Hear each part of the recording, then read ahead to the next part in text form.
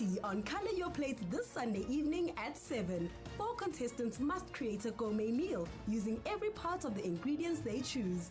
With the steering from a previous season judging their work, only one will advance. Who will impress and secure a place as their partner in the next round? Find out on Color Your Plate, Sundays at 7 p.m, repeat Saturdays at 4:30, only on SABC2.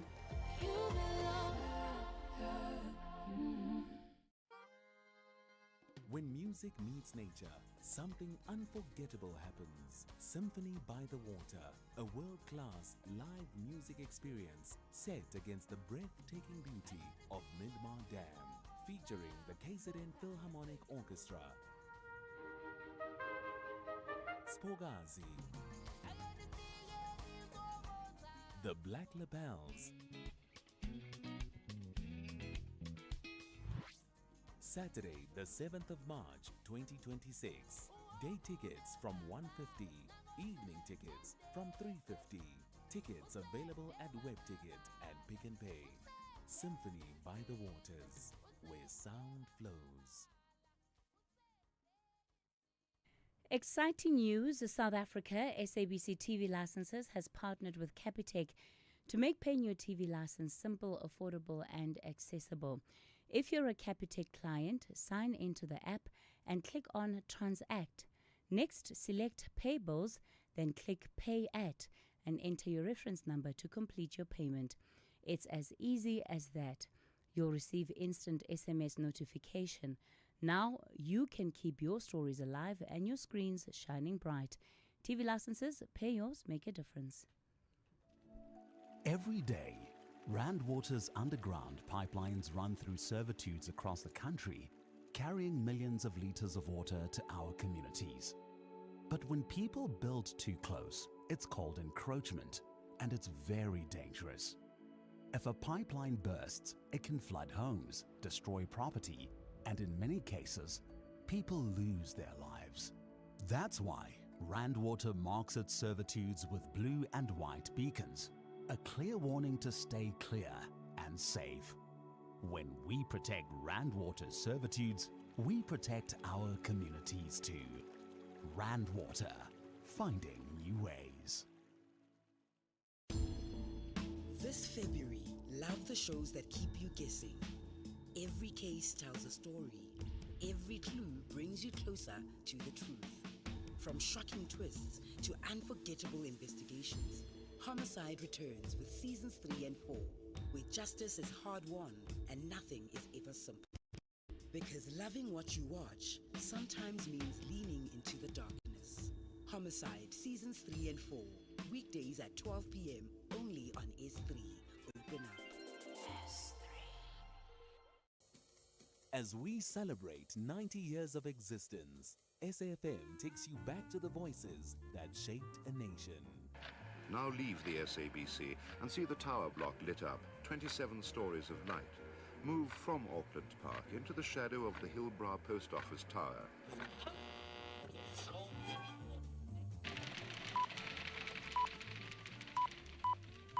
This is the English service of the SABC. Here is the news, read by Patricia Carr.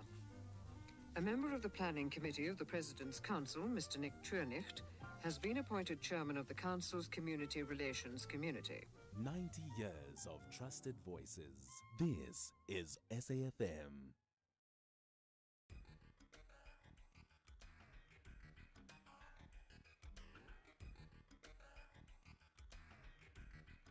The Talking Point with Cathy Mohlahlana. Weekdays, 9 a.m. till midday.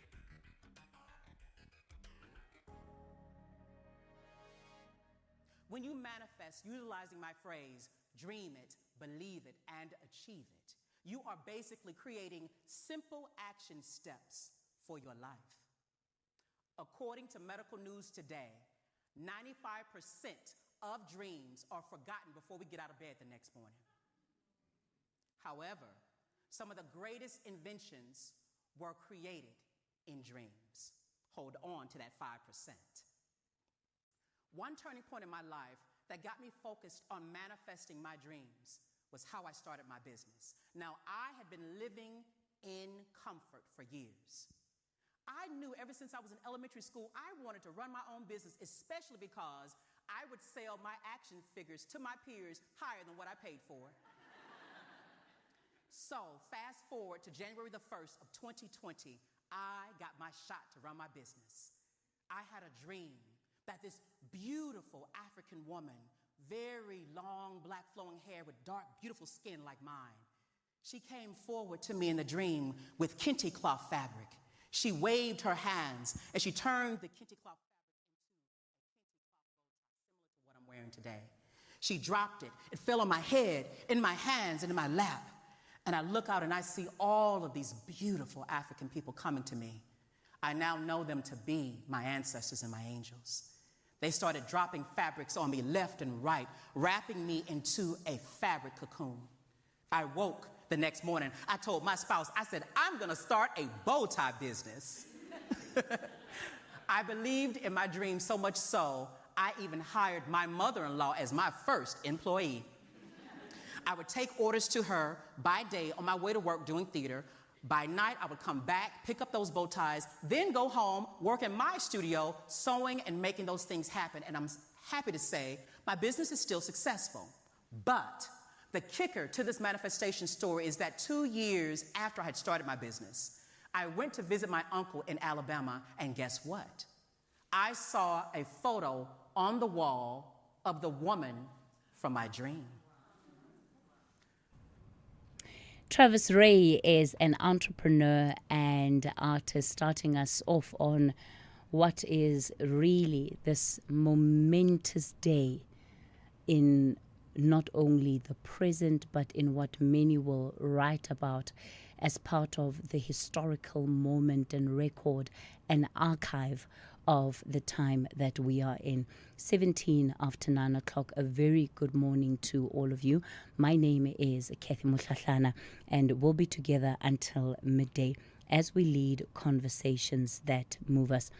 What do we even begin to say about the events of the last 48 hours that really seem to have just shaken and catapulted our world into an era that I think many of us are looking at with great anticipation, trepidation, and anxiety even perhaps of what all then this means for the future. We opened the lines this morning amid what is a full-blown escalation in the Middle East that has rightfully drawn the world's attention. Since Saturday, the United States and Israel have launched coordinated air and missile strikes inside Iran, targeting key military sites, nuclear-related infrastructure, and according to multiple reports, killing Iran's supreme leader and dozens of senior officials in a daylight operation. It marks a historic and extremely volatile chapter in the long-running Iran-Israel conflict. If you watched over the weekend, President Donald Trump, the U.S. president, speaking publicly, framed the offensive not just as a preventative strike, but as part of a broader campaign to fundamentally weaken and potentially replace Iran's government, urging Iranians to take over your government once the military phase is over. You can imagine researchers, analysts have been weighing in on this issue.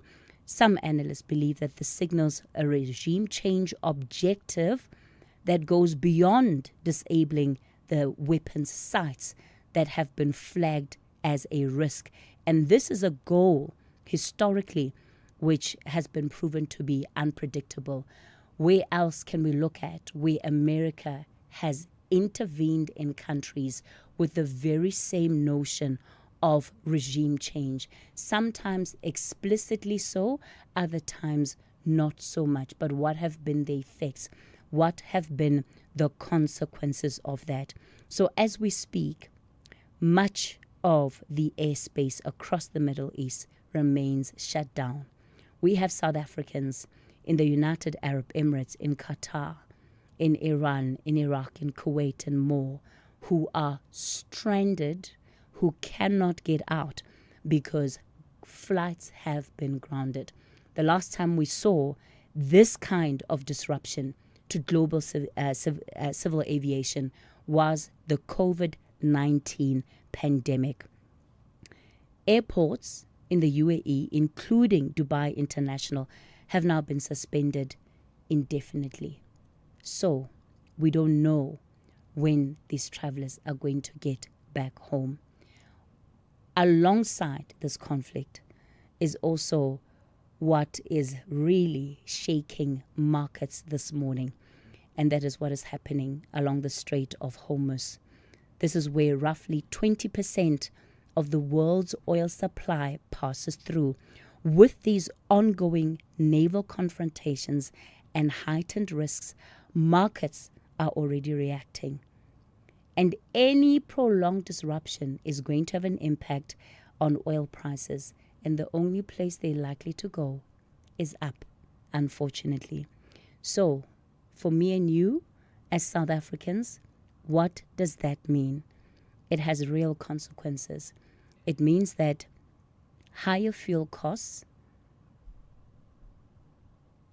which feed directly into higher transport costs, which feed directly into higher food prices. It also means a weaker rand, because we know that during times of turbulence, what do investors do? They run to more stable currencies. So you're likely to see people running to the US dollar, which ultimately could mean a weaker rand, especially under the global stress. So there's a lot for us to talk about this morning, my fellow South Africans. Number one, are you or somebody that you know affected by these flight disruptions? How are you perceiving this current conflict? What are you most concerned about in relation to you as a South African?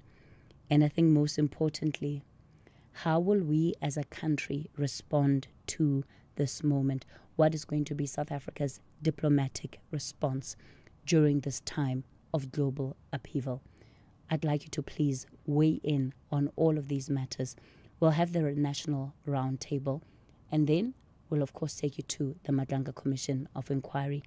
The number to dial this morning, 086 000 2032, 086 000 2032. On the WhatsApp voice note line, 0614 104 107. The Talking Point with Cathy Mohlahlana. Weekdays, 9 a.m. till midday. All right, so let me start off the show then in Germiston this morning. Dumisani, good morning to you. Hi, morning. How are you? Doing well, Dumisani. No, man. Definitely, it is not about people of Iran and the evolution of human rights. It's all about economic power and military power. It's all about an access to oil. It's all about blocking the BRICS countries from accessing oil. It's all about collapsing the BRICS economy. It's all about us resuscitating the US dollar, the US economy. USA want to see itself being number one in economy, or being number one in military. So this thing of we are doing this for the Iranian, for the Venezuelan, for the Libyan, is not because wherever the USA attack, they leave people of that countries being devastated, being in all sorts of mess. So I'm saying that USA for years has been lying about this. They are doing this for democracy. They are doing this for the human, for people in those countries. It's all about them, economy and military power. All right, Dumisani, thanks for that perspective. Mbona, you're in Mafikeng. Good morning. Good morning. Yeah, I think now is a time for Iran to help us to move the American military bases in Africa as they doing it in the Middle East. Because these military bases are not for peace, it's for wars. So we don't want such acts here in Africa. Because now we can see the reason why we have so many military bases in Africa. So, Mbona, when you're saying that Iran can help us move them, do you think that there need to be conversations among African countries? And you're talking about military bases. One of the countries that comes to mind specifically is Djibouti, right? Because we know just how significant that is from a military base point of view. Are you saying that countries on the continent need to get together and say, well, we should not be allowing the U.S. to set up military bases as they have been doing and continue to do? Yes, engage the African leaders who accommodated these militaries. And then, if not, then Iran got capabilities of dealing with the situation because we see it already. Because that is necessary. Okay. For the sake of the peace here. Okay. Because we're not going to have peace if these militaries surrounded us. All right, Mbona, let's leave it there. I'm not quite sure how Iran could step in all of these countries to try and save the day, right? Because these are decisions and agreements that have been made between the United States and individual countries. Salim, you are in Durban. Good morning. Good morning, Cathy. When I look at the Iran and conflict, it's basically they're doing everything and anything to save Israel. There must be no country in the world that must be, able to stand up to Israel. So this conflict is a long-planned conflict. It was there in the cards. It is there to destroy, Iran. They'll completely destroy Iran, like how they did to Iraq and other countries, Libya. Destroy, damage everything, and it will only be there to make sure that Israel is safe. So Israel is like a cancer, it's a virus in the Middle East to destroy every other country. Okay. Salim, thanks for that perspective. Salim out in Durban. What is your view, your reflection on this moment that we are in?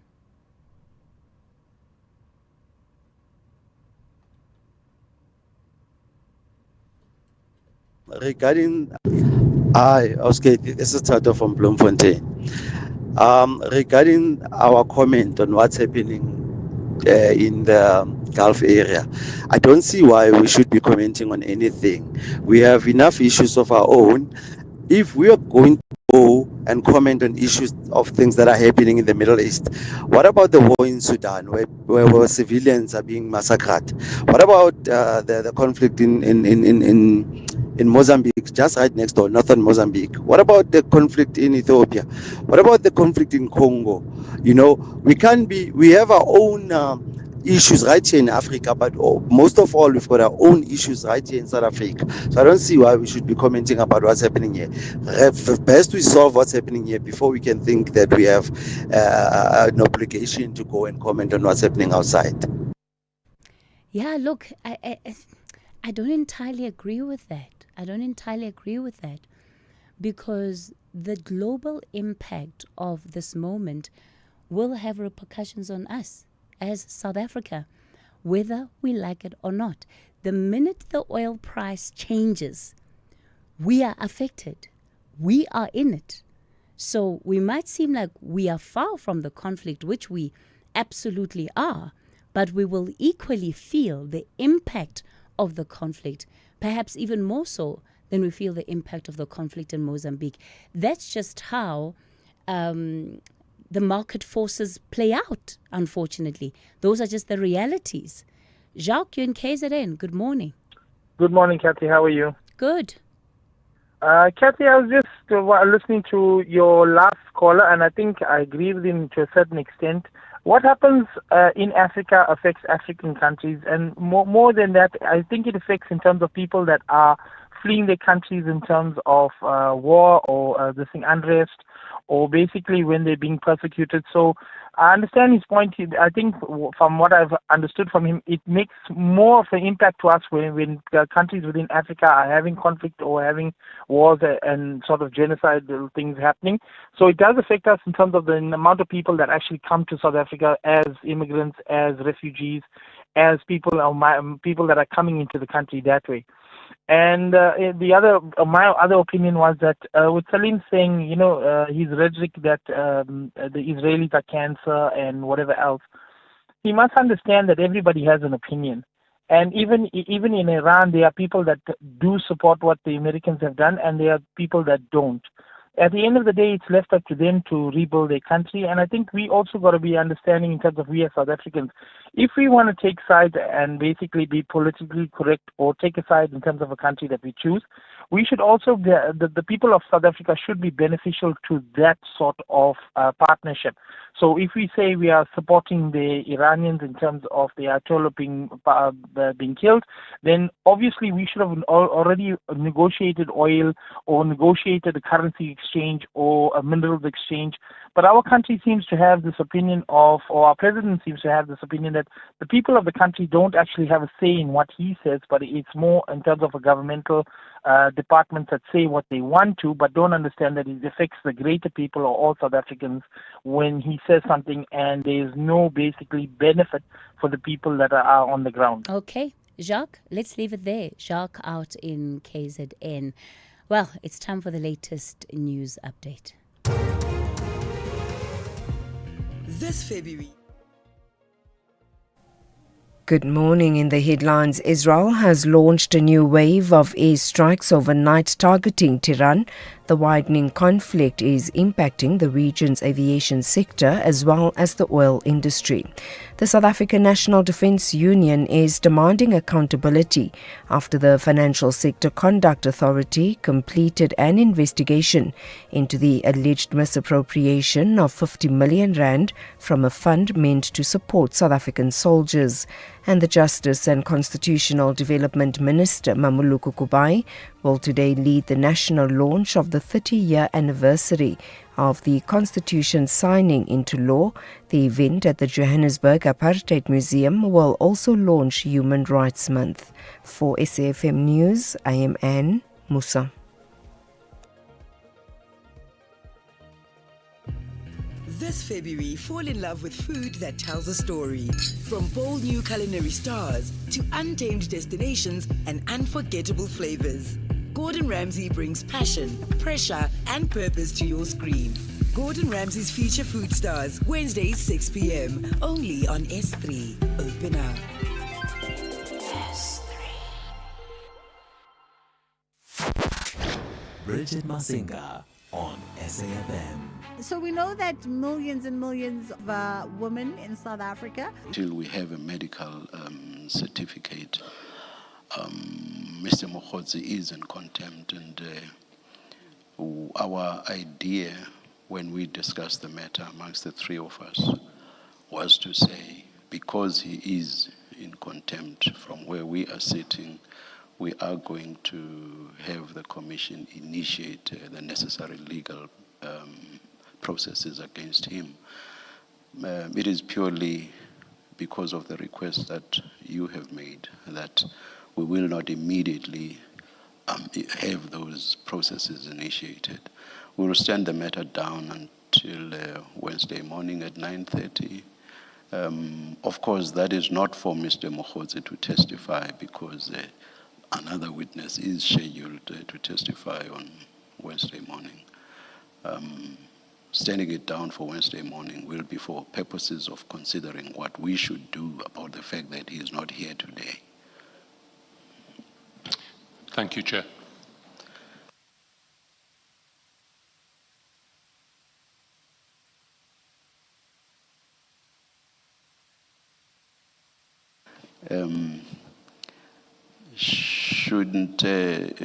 Please advise what's happening tomorrow? Tomorrow or Wednesday. I understand that tomorrow we were not going to sit due to and unavailability issue. So Yes. on Wednesday, I think let me just put it on record that that's because one of us is not available tomorrow, so we cannot sit. on Wednesday, General Shabiri will be testifying. Yes. Thank you. Let's adjourn until 9:30 on Wednesday then. Thank you, Chair.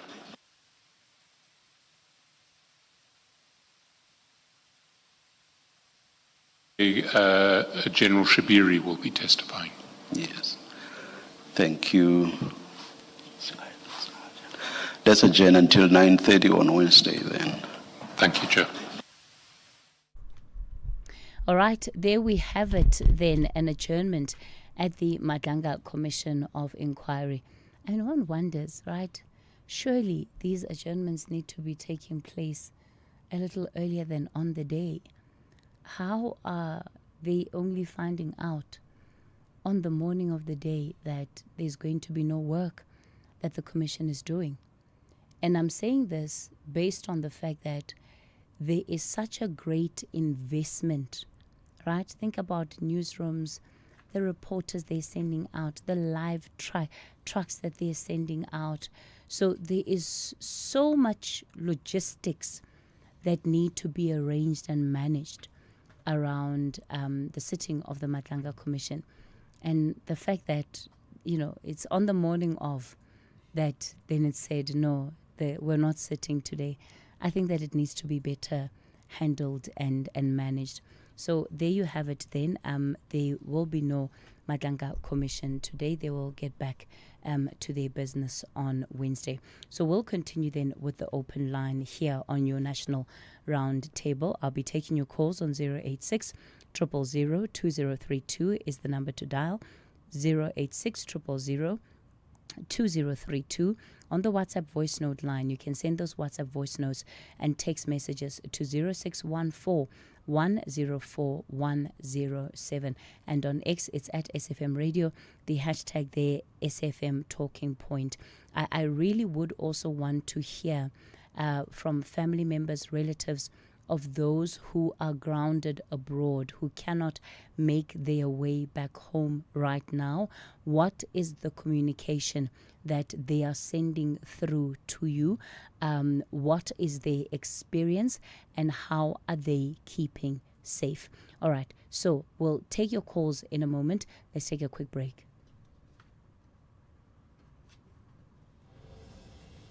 SAFM supports a litter-free South Africa. Play your part in keeping our surroundings and environment clean. SAFM, leading the conversation.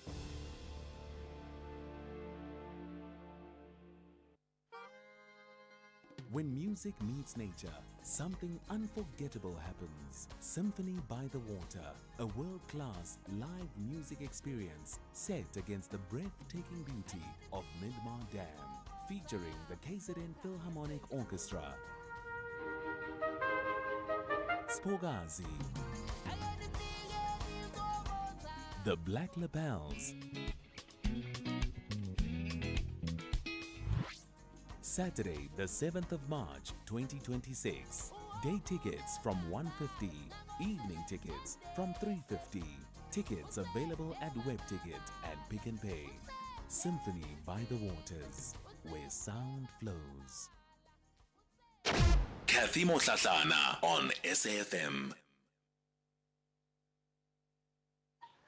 Hi, good morning, Sis Katie and your producer and all the listeners of SAFM. Sis Katie, I'd like to talk regard to how about if South Africa can just keep quiet and stay away to those things that is happening in the US. The reason why I'm saying this, Katie, because I'm scared, because I don't trust Mr. Donald Trump. How about if we can just keep quiet and fix the thing that we are facing in this country? Forget about the thing that is happening in US, because what if Mr. Donald Trump can come and try to make a war here in South Africa? I'm worried, Siskate, like serious. That is my concept here from Cape Town. Thank you. SAFM. Good morning, Cathy and the team. May I start by saying, let there be peace in the Middle East, and anyone with a gun stop killing unnecessarily. And I would like to ask my South African to say, let us adopt a concept to say, what can I do for my country?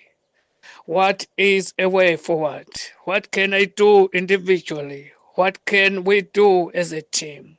What can you do for your family, for your church, for the community?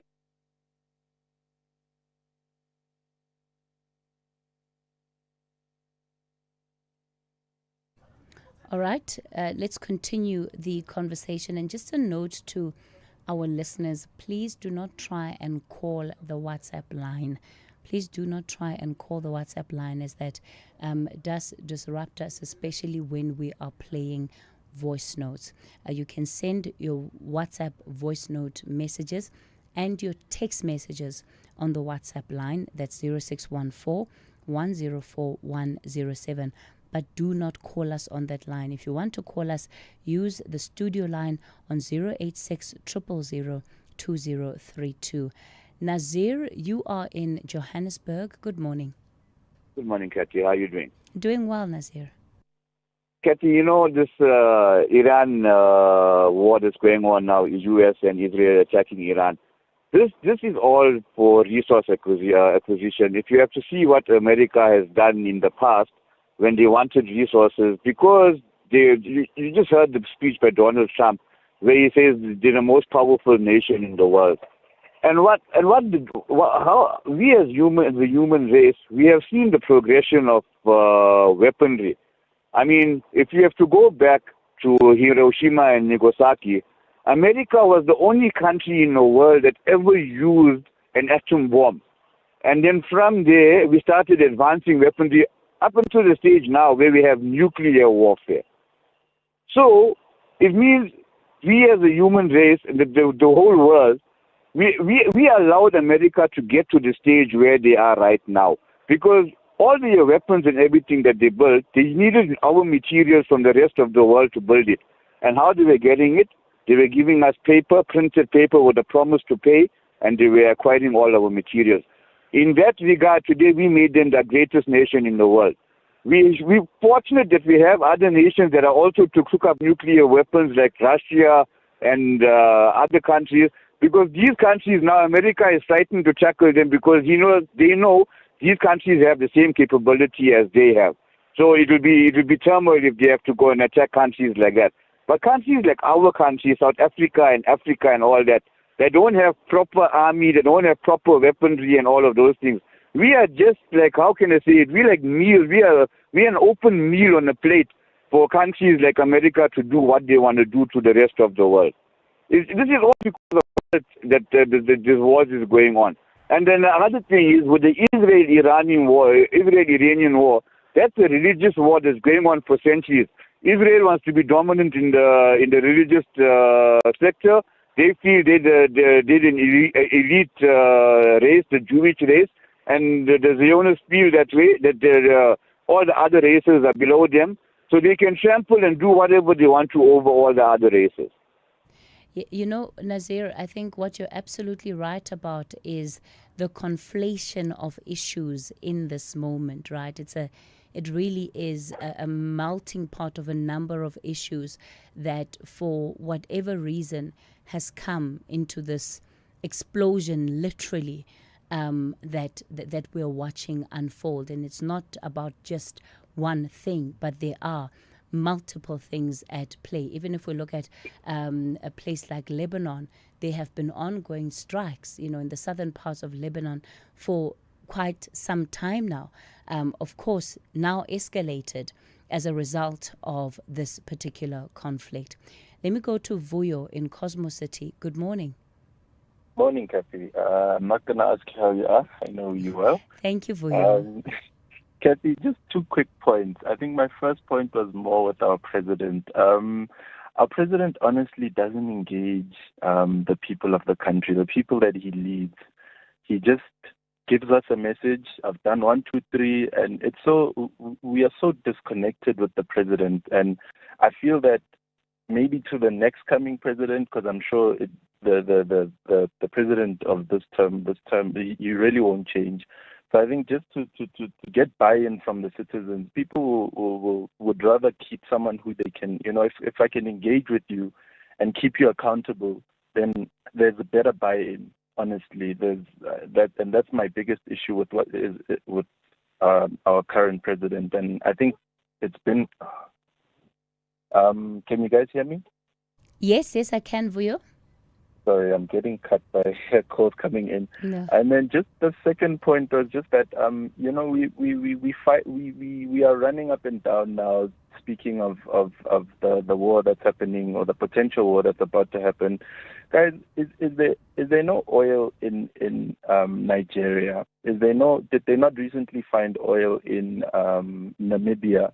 Why are we not thinking forward and thinking more, be more proactive and approach the countries closer to us? I'm sure that the oil price will be even lower than what we're buying it from the Middle East. Prices will be much less, and that's my other point. All right, Vuyo, thanks for that take, right? Yeah, from a commodities point of view, are there ways in which we can navigate this particular moment that we are in? Thomas, you are in Newcastle. Good morning. Good morning, Sis Cathy. How are you? Thomas, I'm well. Go for it. We have to ask you, because I haven't spoken to you for a long Thomas, time. as you were asking, I was like, yeah, it's a new year, so I need to lay down the ground rules from scratch, because we've all thrown the rules of engagement out the window. I understand. Forgive me. No. I've been wanting to talk quite a bit about Brown and Mkhosi, but I mean, Israel is for another day. We will not talk about it today. Please go ahead. I've been listening. The latest I've seen where Mr. Mkhosi was speaking was with Sidwe's podcast. And a lot of people, they are calling him names and all that. And at the parliament, they were calling him names, disrespecting him. And it just got me thinking that, are we aware, South Africans, that if it were not for Brown Mkhosi, we wouldn't know about what's been happening now? There would be no Makanga. Because on the first, when the provincial, spoke about what was happening in the police, he said he received a message from a gentleman who called himself Brown Mkhosi, who told him these things to the point where he ended up being able to join the dots. So in other words, we really should be grateful for Mr. Brown Mkhosi. As much as we want to discredit him, call him names or what, I say he's the patriot. Because he said, as much as I have a handler or whatever, this is just me analyzing, I can't bear this. Let me just let the cat out of the box. And ever since, the cat's been out of the sack, and HEP is breaking loose right now in the country because of him contacting Lokungana. I'm forgetting his name. But that's what I wanted to say. Thomas, I think the difficulty with a character like Brown Mkhosi is that even on his own version, and by now there have been multiple versions, he is not credible as a witness. Because you know what? Because there's so much. No, let me finish the point. Because there's so much that he says, which he himself ends up backtracking from, and so because of that, out of his own doing, I'm not even dealing with the skepticism that people may have had anyway because they believe this group is right or they believe that group that is right. So Mkhosi has not done himself any favors. I mean, just take last week. He began his testimony vehemently sticking to the fact that King Misizulu and who's the other person? Accusing them of being CIA, CIA agents. By the time he was done with his evidence, he had apologized and withdrawn those comments. What pushed him to do that? Why was he dishonest in the first place? Because that's what he's saying to us. He's saying, no, don't believe what I said, because when I said it the first time, I was not being entirely honest. So he's not done himself favors, Thomas. I hear you. But now, if for instance, we are to look at it from this point of view, from what he said concerning Mr. Mkhunu and everyone else, to the point where we ended up having to have Mr. Mkhunu suspended. We're having a situation where we have Madanga, and what's coming out from Madanga, I mean, his story checks out. I don't understand. Look, I'm not saying he's a saint, but I'm saying, to me, he is the man, because he might be backtracking now because of pressures or whatever. You never know what goes on behind the scene with these guys, the black ops and all that. Okay. Maybe he was told, no, back off, and he backed off. Okay. But I have respect for the guy. Thank you. Thomas, I heard you loud and clear. Thomas, we're going to have to leave it there. Yeah, look, I guess in some instances it's, what is it? It's a little bit of maybe truth, a little bit of maybe lies, and just mix it all up together and see what you may end up with. I believe that probably towards the end of all of these processes, we will be able to say with greater conviction whether Brown Mokhotsi was telling the truth or whether he was lying. Why? Because we would have had the opportunity of seeing the evidence that either speaks to that or against it. Solomon, you're in Mkhanyakude. Good morning. Good morning, Cathy, and good morning to your listeners. Yes, sir. Yes, I'll be very brief. I want to comment on the military action taken by jointly Israel and the USA. This must be condemned with the contempt it deserves, because it's just unbridled aggression, which is unprovoked by these two leaders, I think, who do not want to see global peace and stability anywhere in the world. Recently, Trump attacked Venezuela, undermined self-determination of that country, their domestic law and order processes, and in no time it was Israel, Palestine, and everywhere else. It is USA which is causing mayhem in the whole world. Somebody said, "Why is South Africa concerned?" Basically, South Africa is concerned about international peace everywhere. It's just that it can't spread it evenly on every item that is happening out there. But when you look at the cost of diesel and oil, what they are doing does find its space in our own domestic way of life. In no time, diesel prices are going to shoot up, and production cost of every commodity that we buy and we enjoy is going to be affected by what they are doing. And I wonder why is USA does not want to allow Iran, because Iran many a times said we are prepared to be scrutinized by UN structures when it comes to the allegation of nuclear proliferation program. But USA undermines UN structures, wants to go there and murder leaders. I think this thing must be condemned. It must not happen, whether it's in Iraq, Iran, or whether it is in Sudan, even here in our continent. We must work very hard to try to ensure that we silence the guns, because much of the problems that we have emanate from the instability somewhere in our continent. Hence, we end up having illegal immigrants and everything else that comes with that. That is the view that I wanted to say this morning, Kate. All right, Thank you. Solomon, thanks for that. Ayanda, you are in the Western Cape. Good morning. Yes, good morning, Cathy. Yes, sir. Thank you.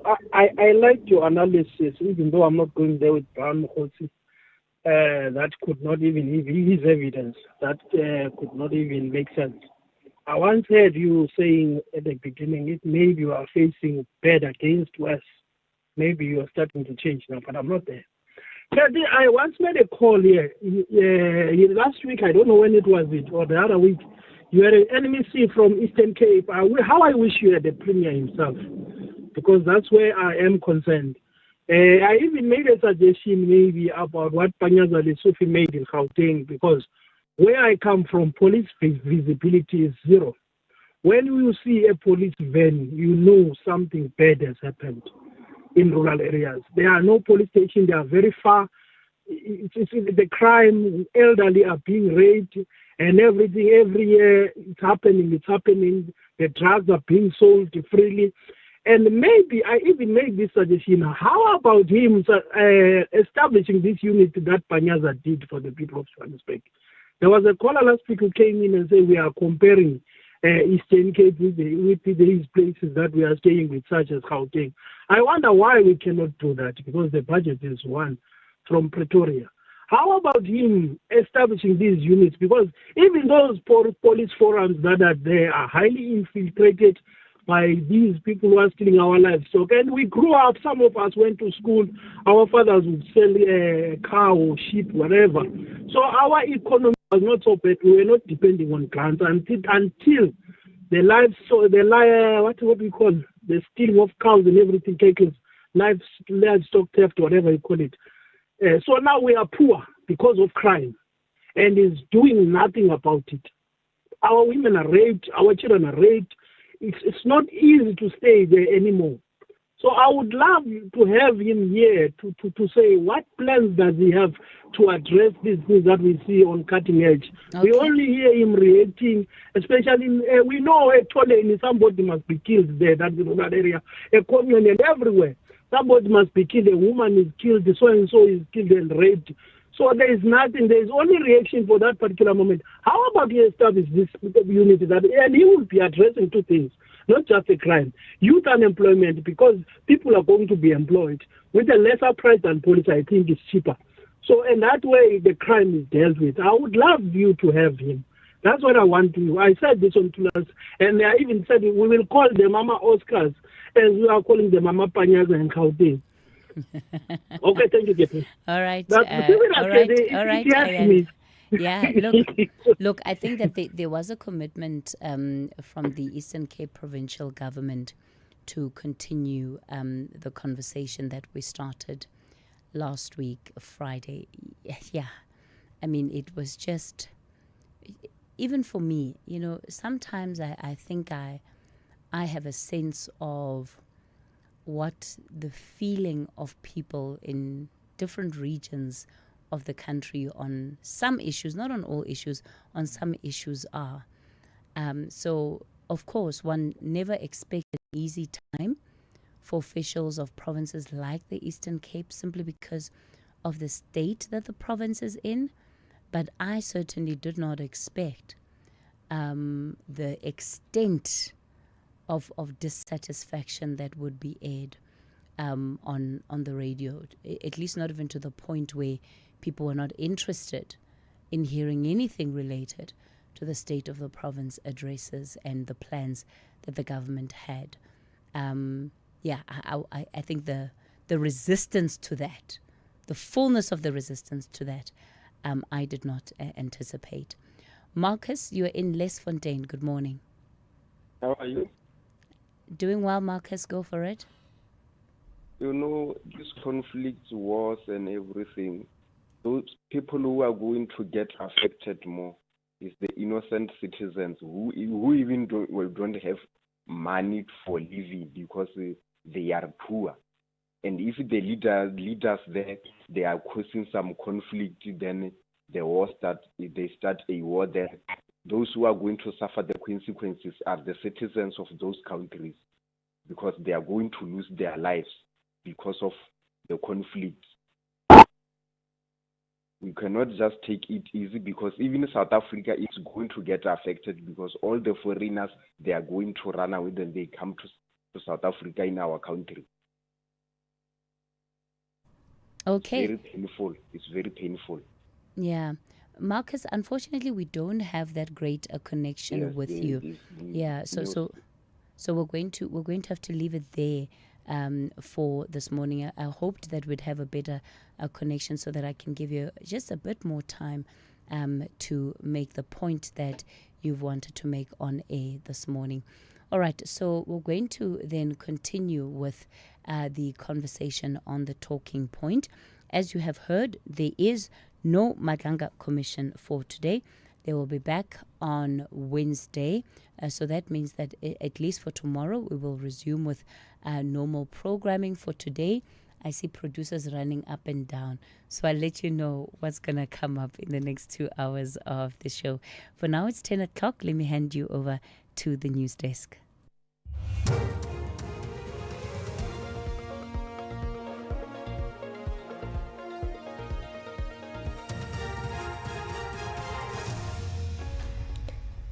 In our top stories, Brown Mukhotsi fails to appear before the Madlanga Commission, and Israel launches a new wave of strikes on Tehran. Good morning. The Madlanga Commission of Inquiry investigating criminality in the country's criminal justice system is to initiate processes to hold Brown Mukhotsi in contempt of the Commission after failing to appear before the Commission this morning. Mukhotsi sent word to the Commission that he has taken ill. The Commission has now adjourned until Wednesday morning. The Commission's chairperson, retired Justice Mbuyiseli Madlanga, postponed the inquiry. At present, and until we have a medical certificate, Mr. Mukhotsi is in contempt, and our idea when we discussed the matter amongst the three of us was to say, because he is in contempt from where we are sitting, we are going to have the Commission initiate the necessary legal processes against him. It is purely because of the request that you have made that we will not immediately have those processes initiated. We will stand the matter down until Wednesday morning at 9:30. Israel has launched a new wave of airstrikes overnight targeting Tehran. The widening conflict is impacting the region's aviation sector as well as the oil industry. Iran has struck its neighbors where it hurts most, their airports, which serve as vital transit hubs for global trade and travel. The strikes were in retaliation following an attack by Israel and the US, which led to the killing of Iran's supreme leader. The BBC's Jeremy Bowen has the latest. Tehran is being hammered for a second night. The Americans and the Israelis are pushing hard to exploit any Iranian weakness or confusion after the killing of their supreme leader. The message is that they dominate the skies and there's no place to hide. The Gandhi Hospital in North Tehran and 3 residential buildings next to it were badly damaged. Unless they're being used as military positions, the laws of war say hospitals are protected places. Meanwhile, the Iranian embassy in South Africa has committed to work together with the Department of International Relations to assist South Africans in Iran. Iran's ambassador to South Africa, Sahid Mustafa Daryabari, says Tehran will continue with the legacy of Ali Khamenei of fighting for the country. He says the safety of South African citizens are currently a priority. In the midst of this turmoil, we are deeply concerned about South Africans' citizens who have found themselves in the unfortunate position of being caught between these forces. Their safety is a priority, and we are in direct communication with the officials in Iran to ensure their safe and swift return. The South African National Defence Union is demanding accountability after the Financial Sector Conduct Authority completed an investigation into the alleged misappropriation of 50 million rand from a fund meant to support South African soldiers. The money contributed by military personnel was intended for life insurance, funeral policies and other benefits. The authority says it's considering its next steps. Chief Dabuzana is the chief negotiator for the South African National Defence Union. Misappropriation of funds has been flagged. Surely the next step is for arrest to take place. Obviously, when it's flagged, there are persons that are involved in this, which as some we believe are flagged from this report. So surely, yes, there should be, the next follow-up should be the arrest of those persons who were involved in this criminal conduct. The Justice and Constitutional Development Minister, Mamoloko Kubai, will today lead the national launch of the 30-year anniversary of the Constitution signing into law.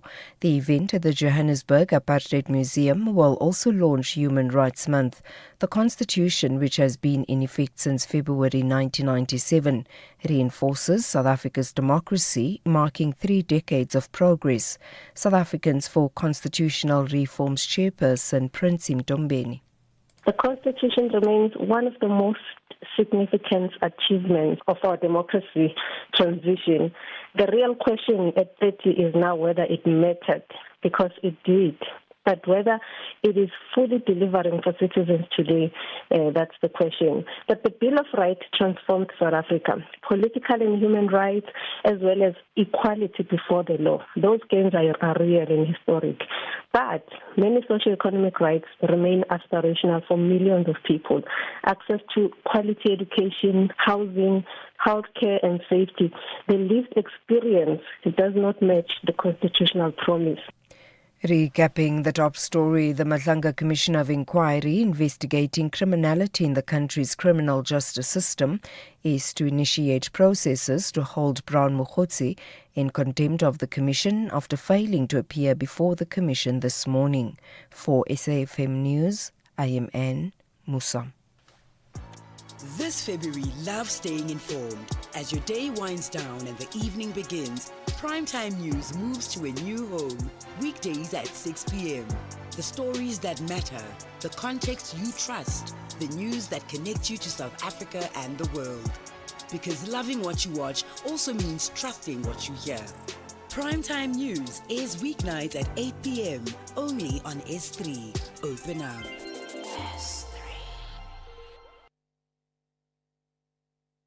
You can become a victim of a legal problem: wrongful arrest, assault, uncontested divorce, rental dispute, maintenance matters, or labor problems. It can happen to you. Clientele Legal provides tough professional lawyers for an affordable monthly premium. Our legal team is standing by to assist you 24 hours a day. Join today. SMS SAFM to 32195. That's SAFM to 32195. Clientele General is an authorized FSP and licensed non-life insurer. T's and C's online. Standard rates apply. This February, fall in love with food that tells a story. From bold new culinary stars to untamed destinations and unforgettable flavors. Gordon Ramsay brings passion, pressure, and purpose to your screen. Gordon Ramsay Uncharted, Sundays 5 p.m. Only on S3. Open up.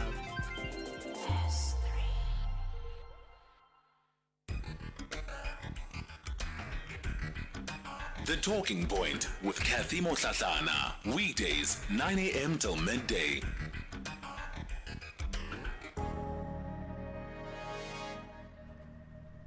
All right, it's 8 after 11 o'clock. Welcome to the second hour of the show. So coming up in this hour then, we're going to try and unpack and bring some analysis to the conflict that we are seeing in the Middle East. I'll introduce our guests for that conversation shortly. Before we do, we'll just take some of your WhatsApp voice notes that you've sent through on the open line.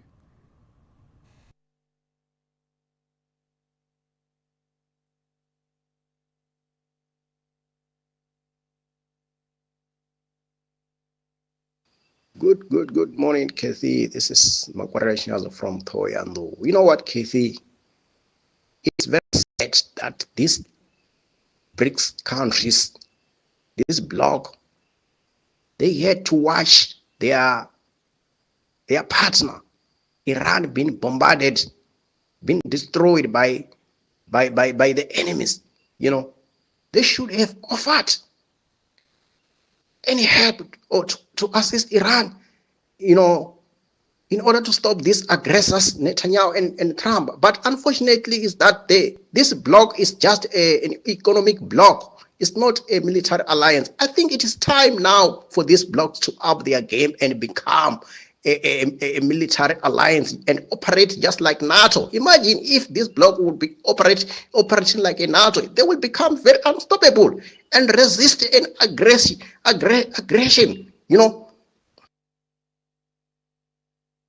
We are in it.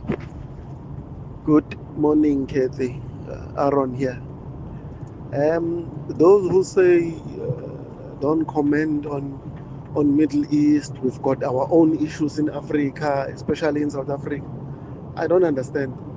In America, homelessness is escalating. In America, poverty, especially amongst black people, is growing. But America spends billions giving to Israel so that Israel can kill children in Palestine. So every country has got its own internal problems, but they know how to focus outside. Thank you. Good morning, Sister. I've been asking myself a question here. Who decides which organization is a terrorist organization? Because one of those things that causes the conflicts today is the fact that if you're not aligned to certain groups, you are then labeled as a terrorist organization. Same way that they treated the ANC and Nelson Mandela. If Mandela can be called a terrorist and by the people who today are claiming they're fighting for peace, and then what must we believe as ordinary people? This is important for you. Thank you.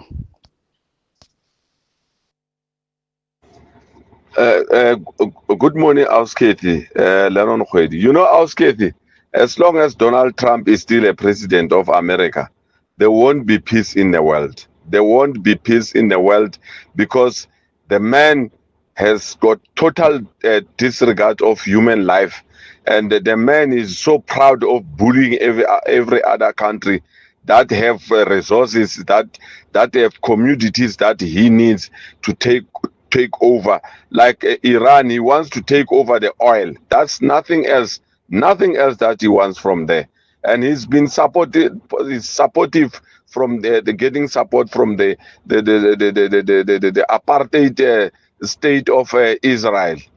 No, man, Americans must make a plan and get this man out of office. Otherwise, South Africa also is going to be online because we don't want to learn from Burkina Faso and Botswana. Good morning, Sis Cathy and your team. This is Sakilin Tsogun from Bontlabyalingat. Sis Cathy, it is pathetic that the US and Israel are terrorizing the international communities because they consider themselves the most powerful countries in the world. And I wish something could be done about these two countries. Thank you. Yeah, Cathy, Trump doesn't give a hoot. He can air now and ask for forgiveness from God. If God doesn't take that, he doesn't care. There he goes by praying for the victims of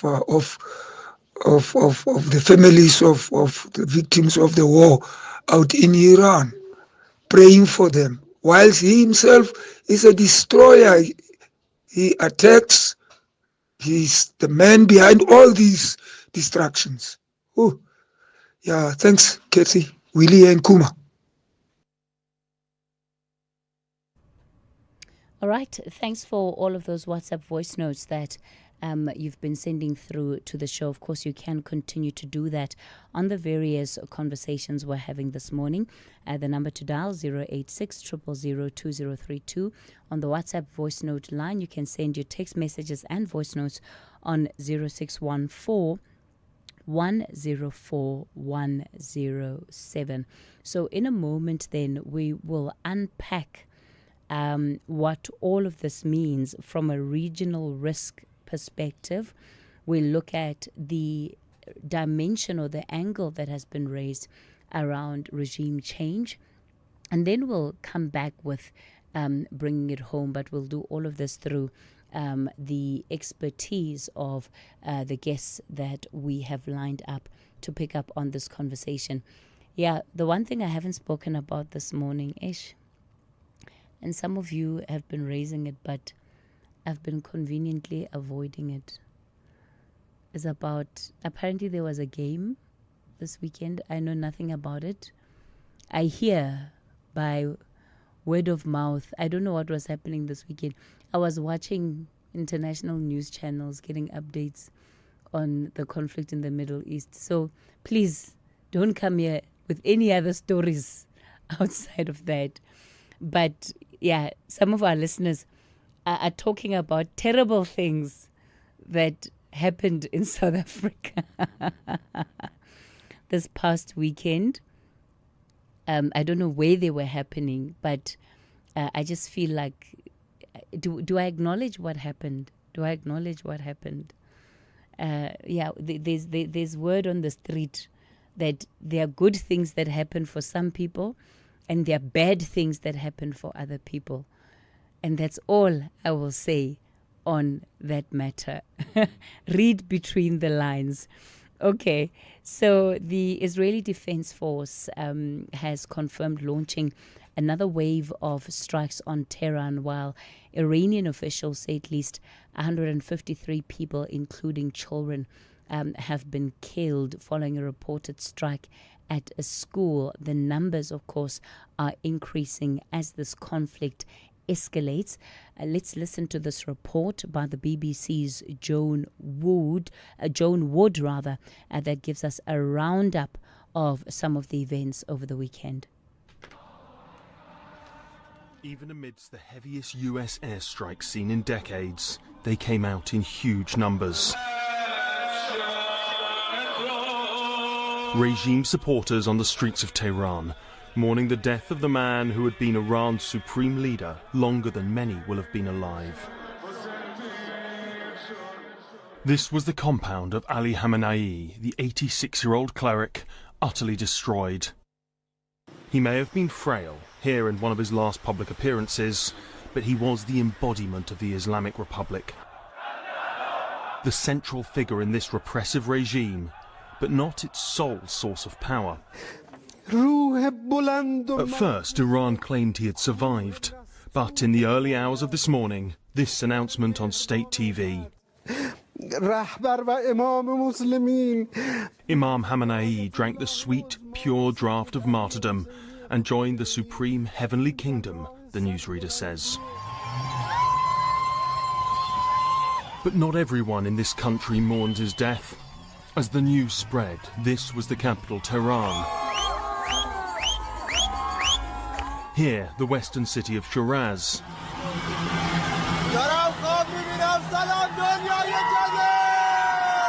And this, Galadar in southern Iran. Protesters, many of whom will have lost friends or family in January's brutal suppression of dissent, that they held him responsible for. Whether opponents or supporters of the regime, few would doubt the significance of Ali Khamenei's death. A three-person council will run the country for now. One of its members gave a defiant message to state TV. In the first phase, Iranian missiles were fired towards Israel, and it was painful. Today, even more painful, Iranian missiles are heading towards them. The Americans must know that they have stabbed the heart of the Iranian nation. Therefore, their hearts will be stabbed. Knowing exactly what's happening on the ground in Iran is difficult. There is an almost total communications blackout. Yesterday, state TV claimed that a school in the south of the country was hit, reportedly killing more than 100 people, including children. The world must know the truth. This is a child's textbook. The children are buried beneath the rubble, and they were all civilians. They came here for school this morning. In Tehran, day 2 of these attacks, and they show little sign of letting up. As well as Ali Khamenei, the US and Israel have killed a number of Iran's top military leaders. It is undoubtedly a severe blow to the regime, but will not yet be a fatal one.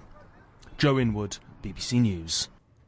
Well, to bring in some analysis on this global moment that we are in, Thembisa Fakude, Senior Research Fellow and Director at Africa-Asia Dialogues. Thembisa, good morning to you. Thank you for your time this morning. Good morning and thanks for having me.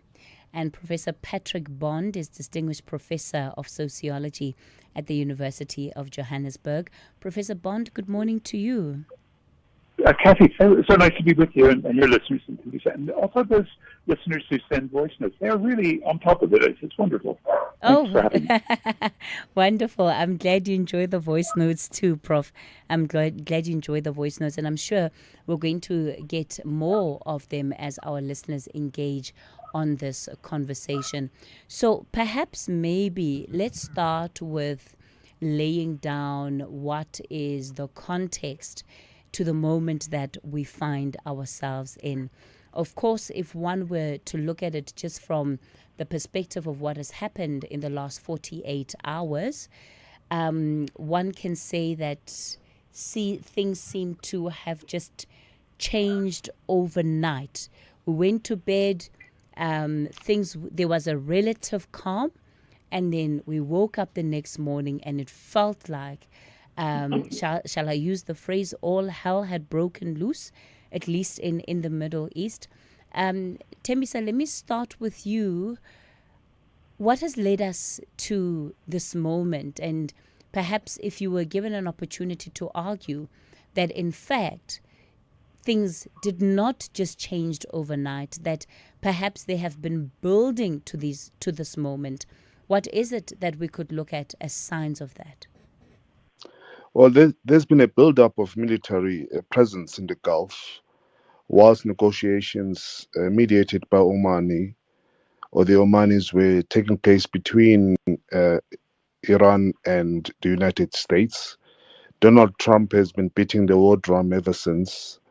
But before then, I think what led to this is basically greed from the side of Donald Trump and personal preservation from the side of Benjamin Netanyahu, who wants to continue kicking the can down the road and remain in this perpetual war in the region, because he knows that when the dust settles, he's likely to go to jail.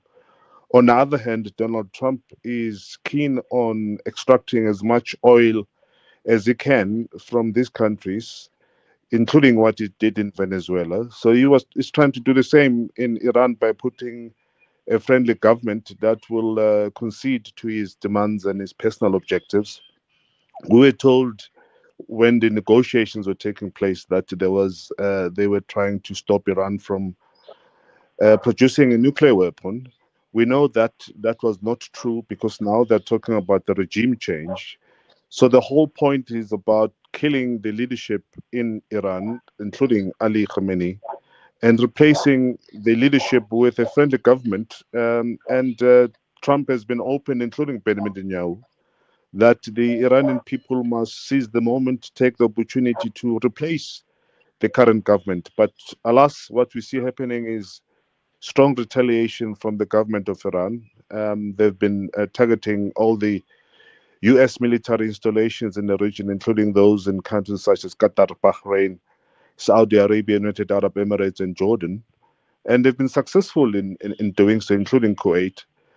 So this is likely to escalate. So I hope I've managed to give you the background of what's been happening. But the last point I want to make is that it's not the first time that the Israelis have done this, bombing negotiators. We saw what happened in Doha, for example, when the Hamas leadership was considering a document that was put forward by the United States in the attempt to stop the war in Gaza.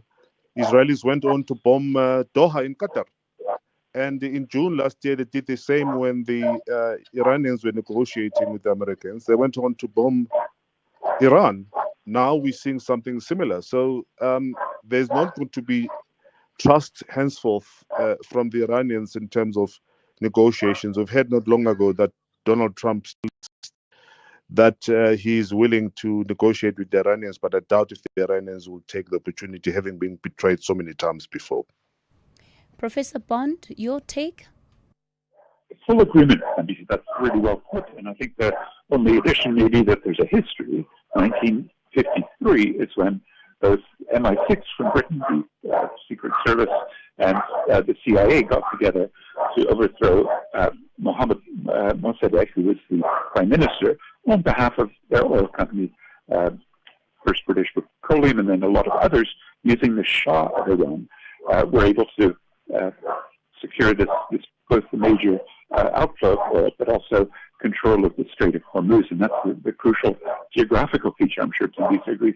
It is the vital site where 20% of the world's oil and gas flows through, and the southern part of Iran, just as Nandisa said, with all of the vast amounts of oil there, is something that, in addition to regime change for Netanyahu, that's his desire to say there shouldn't be, since 1979, the Iranian Islamic Revolution, there shouldn't be threats to Israel, and that's why they want to, they killed Ali Khamenei, the supreme leader, and they want regime change. But I think actually the trajectory is not regime change, but more a Libya-style decapitation and a splitting of a state. And there are obviously lots of dissenters for many good reasons in Iran, but I think the objective, ultimately Trump and maybe Netanyahu, but certainly the big oil companies, would be to split away the southern part of Iran on the Persian Gulf. And that then affects us enormously in South Africa, because already we're seeing oil prices spike. We haven't received oil from Iran, even though the Islamic government did support the African National Congress, and we did switch to buying a lot of Iranian oil. But by the 2010s, that had ended because of the pressure that the U.S. put on South Africa not to buy Iranian oil as part of their overall sanctions. However, the general oil price now spiking into the $85 range, and could well go over $100, would affect us because of the imported inflation. We don't have much oil. We have some that we squeeze from coal by Sasol in Secunda, a terrible process that creates what is the number one source of CO2, the point source in the whole world.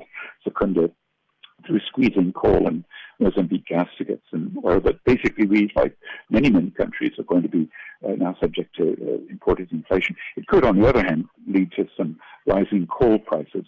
But I think the most important thing is, Cathy, and I'm sure Tim disagrees, we need to figure out what we can do about rising U.S. imperialism. And it's not just Venezuela kidnapping on January 3rd, and now the assassination of a head of state on Saturday. But I think Cuba, possibly the Panama Canal, and there's been threats to Greenland, and there's once this guy gets going, there has to be some unified action against him. And what we saw in the Security Council was very, very disappointing, because most of the Western liberal democracies played their role as what we would maybe call the actors of genocide, with a few exceptions: my native Ireland, Norway, Spain, Switzerland, some of the European countries that are now saying we should support the Palestinians.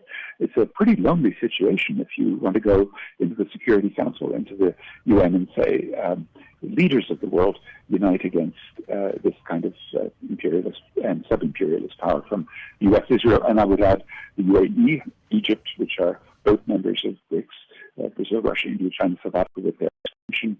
Indonesia has also joined with those two, UAE and Egypt, the so-called Board of Peace.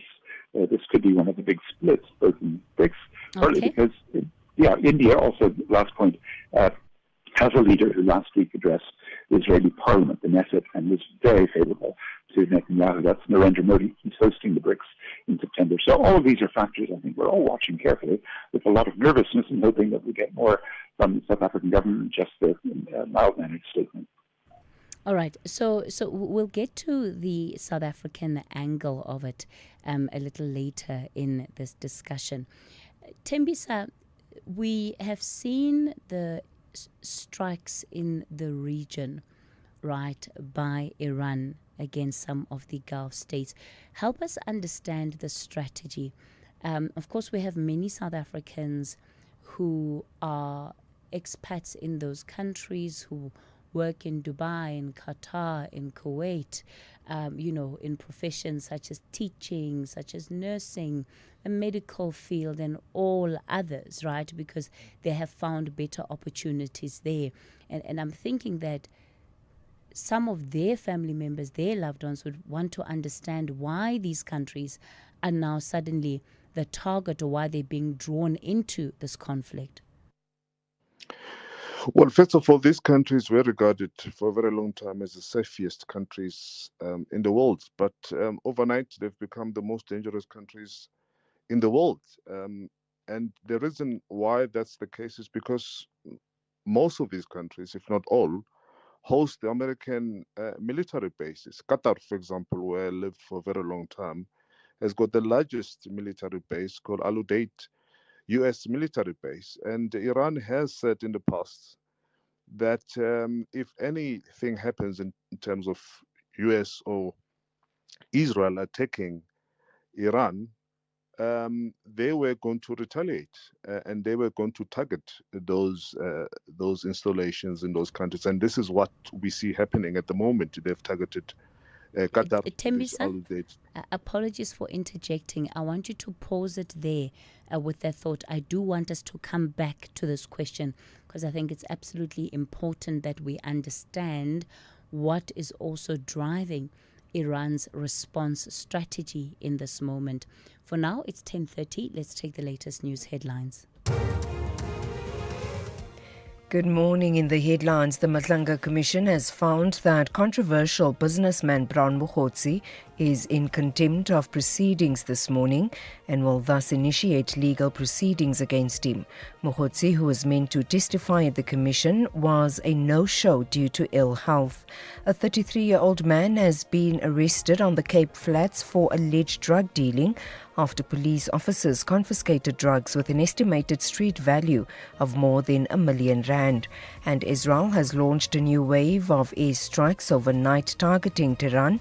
The widening conflict is impacting the region's aviation sector as well as the oil industry. For SAFM News, I am Anne Musa. Taking a look at your markets this morning, the rand is currently trading at 16 rand 16 to the dollar, 21 rand 56 to the pound, and 18 rand 97 to the euro. Markets in Asia were mixed at the closing bell. The JSE mainly higher during mid-morning trade. Markets in Europe have extended losses. Gold is trading at $5,408. Platinum, $2,411 per ounce. The price of Brent crude oil is at $78.98 a barrel. This February, fall in love with food that tells a story. From bold new culinary stars to untamed destinations and unforgettable flavors. Gordon Ramsay brings passion, pressure, and purpose to your screen. Gordon Ramsay's Future Food Stars, Wednesdays 6 p.m. only on S3. Open up.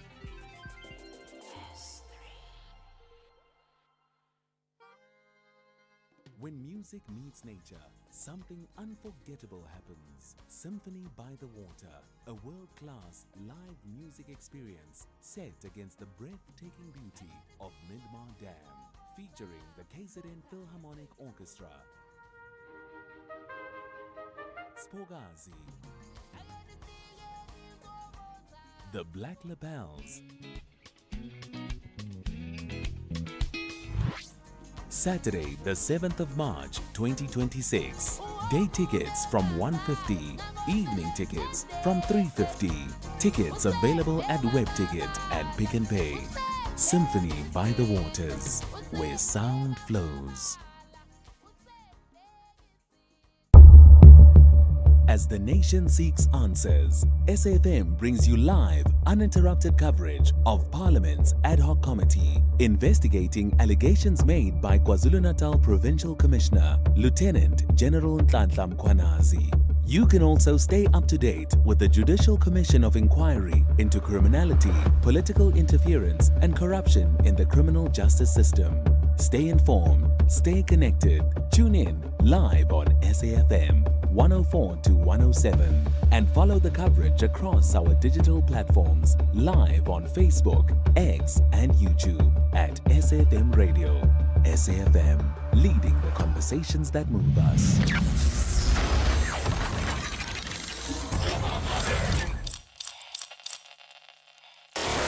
Hashtag SAFM Talking Point. We continue with the conversation on the talking point this morning. We're reflecting on the escalation that we are seeing in the Middle East and the breaking out of conflict, at least to the level and scale as what we have witnessed in the last 48 to 72 hours. Joining us on the line, Professor Patrick Bond, Distinguished Professor of Sociology at the University of Johannesburg, and Thembisa Fakude, Senior Research Fellow and Director at Africa-Asia Dialogues. So, Thembisa, I want you to please continue to break down the Iran strategy in as far as the attacks and the retaliatory strikes that we are seeing on other countries in the Gulf region, and what is driving this? What's driving this is the presence of the American military bases in these countries, the largest military base being in Qatar and Doha, the Al Udeid military base. And Iran has said it in the past, not for the first time, that should Israel or United States attack Iran, they were going to retaliate. And this is exactly what they're doing at the moment.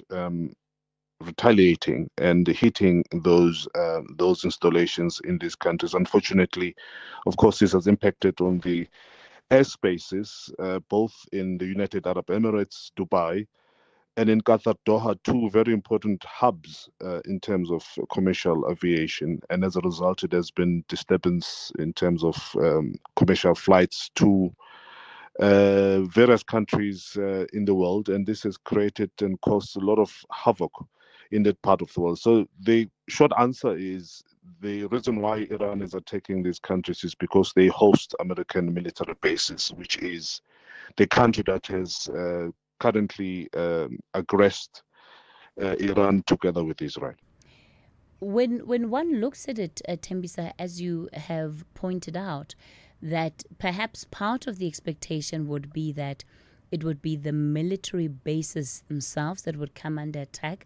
How do we explain why there was an airstrike on the airport in Dubai? How do we explain that some very key hotels that host tourists, that host expats, have also come under attack? What are we to read of that?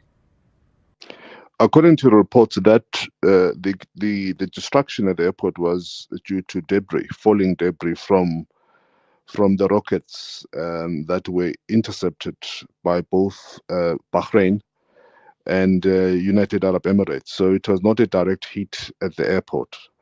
Having said that, I think others will argue, of course, that countries such as United Arab Emirates under the leadership of Mohammed bin Zayed is part and parcel of the problem. They are complicit in facilitating this ongoing oppression of the Palestinians and the ongoing attack on Iran. They've been providing the wherewithal to both Americans and Israelis over the past years to attack, for example, and continue the genocide in Palestine. But I'm not saying that this was a direct hit, because notwithstanding what I've just said, the United Arab Emirates have said that they were not going to avail their airspaces to the United States as they continue attacking Iran. So they were on the side of Iran, in inverted commas, at least this time around. So the damage at the airport was as a result of a falling debris. Professor Bond, if we're to look at this and try and get a sense of whether we are looking at what will be a limited military campaign, we heard the U.S. President Donald Trump saying that our objectives have not been met, so the operations continue. That, of course, says that, it's still going to be another day of the airstrikes that we have been seeing. But at what point will we be able to say whether it is a limited military campaign and whether what we're looking at are really the early stages of a regional war? It is obviously a regional war because of the fact, Cathy, that the Iranians have so many additional targets, and that the Israeli U.S. Imperial, the U.S. imperial, and the whole empire includes so many bases all across the region that are the subject of Iran's missile attacks. However, how long this goes will probably depend upon whether one or two of the big ideologies that are in play here. One is called neoconservatism. Benjamin Netanyahu plus his allies in the U.S. in the Pentagon, in the State Department, right? People like Minister of War Pete Hegseth, the Foreign Minister Marco Rubio. Those are the sort of hawks, the hardliners, and they would like to, I'm sure, go in. They know they can't do the so-called boots on the ground invasion. They would lose too many of their soldiers for the appetite of the U.S. But there are other ideology which may limit Trump because he needs to get his members of Congress elected in November. And unlike the typical sort of rallying around the flag that you see in the U.S., and I happen to go to university there, I've seen that a few times, where if you start a war, you can distract attention. Of course, he wants to distract from the Epstein files that are leaking out in a very damaging way, and also from the bad economic news that continues. But he has his members of Congress up for election in early November. So I'm sure, because he's also blamed Barack Obama for this more than a decade ago, he's thinking that if he has a war, he may garner support. But it hasn't worked out that way. The polls that are out the last couple of days show only about 27% support. His overall approval is around 36. He's in very bad shape. This is sort of as bad as it's gotten for any American president. So that may limit him. And that ideology, let me call it an isolationist or populist nationalist, or this, they even call it themselves paleo-conservative, paleo-Stone Age, going back to the sort of American exceptionalism and isolationism and xenophobia and racism, Islamophobia, the patriarchy, all the things that we've been seeing that represents that cultural right wing. That's the MAGA, Make America Great base again.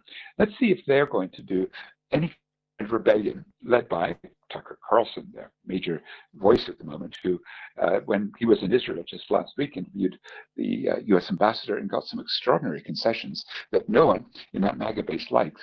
And the ambassador who made this extraordinary statement when he explained what Israel could do, it says, he said, Israel's general ambition is to take everything from the Euphrates to the Nile, those two big rivers. And that would include a big chunk of the area that's now under contestation, not Iran, but lots of Iraq and some of the other Gulf states and a big chunk of Saudi Arabia, plus Jordan, Syria, Lebanon. And when Tucker Carlson asked him, well, should they? The ambassador, the U.S. ambassador, putting U.S. policy forward, said, yes, Israel should take it all. It's very worrying, isn't it? In other words, that's a neocon agenda. It's a Zionist Christian agenda, which is to have an expansive Israel. And I think that might be a force in the U.S.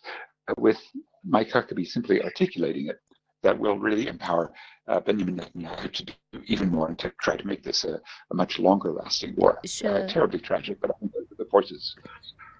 Professor Bond, I'm going to see if we can't reconnect you because the connection that we have to you is not strong. In the meantime, I'm going to continue with Thembisa Fakute.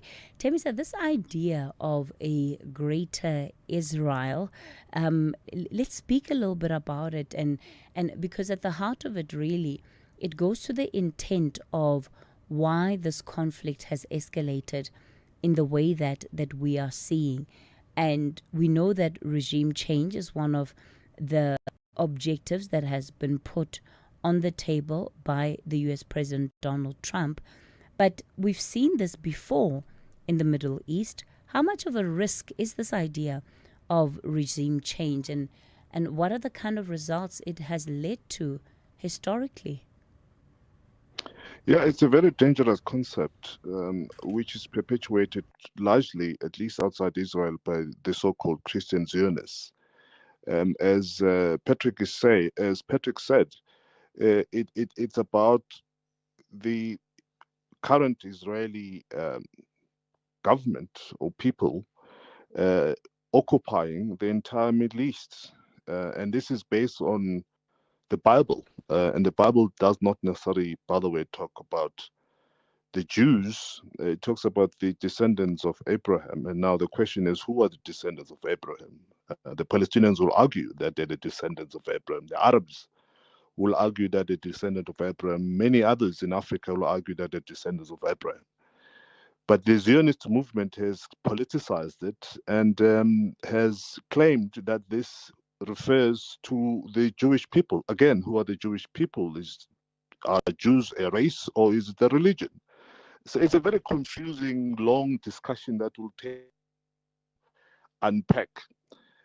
Suffice to say that these are extremely dangerous a group of individuals who have somehow managed to turn a religion into a race. You and I now, when we talk about Jews, we're not talking about people who are adherent of a religion, but we're talking about a racial group, which is not necessarily true because you can't have Indians, Africans, Europeans, all of them calling themselves a Jewish race, looking the way they look. But somehow the Israelis and the Zionists have managed to turn this into a racial issue entitled to an army and a flag. And all of us, without questioning, we are accepting that there is a race called the Jews. It's not a race. These are people who are supposed to be an adherent of a religion. Like, for example, you can't be saying that that guy looks like a Muslim in terms of racial profiling, but it's okay for us to say that man looks very Jewish. What does that mean?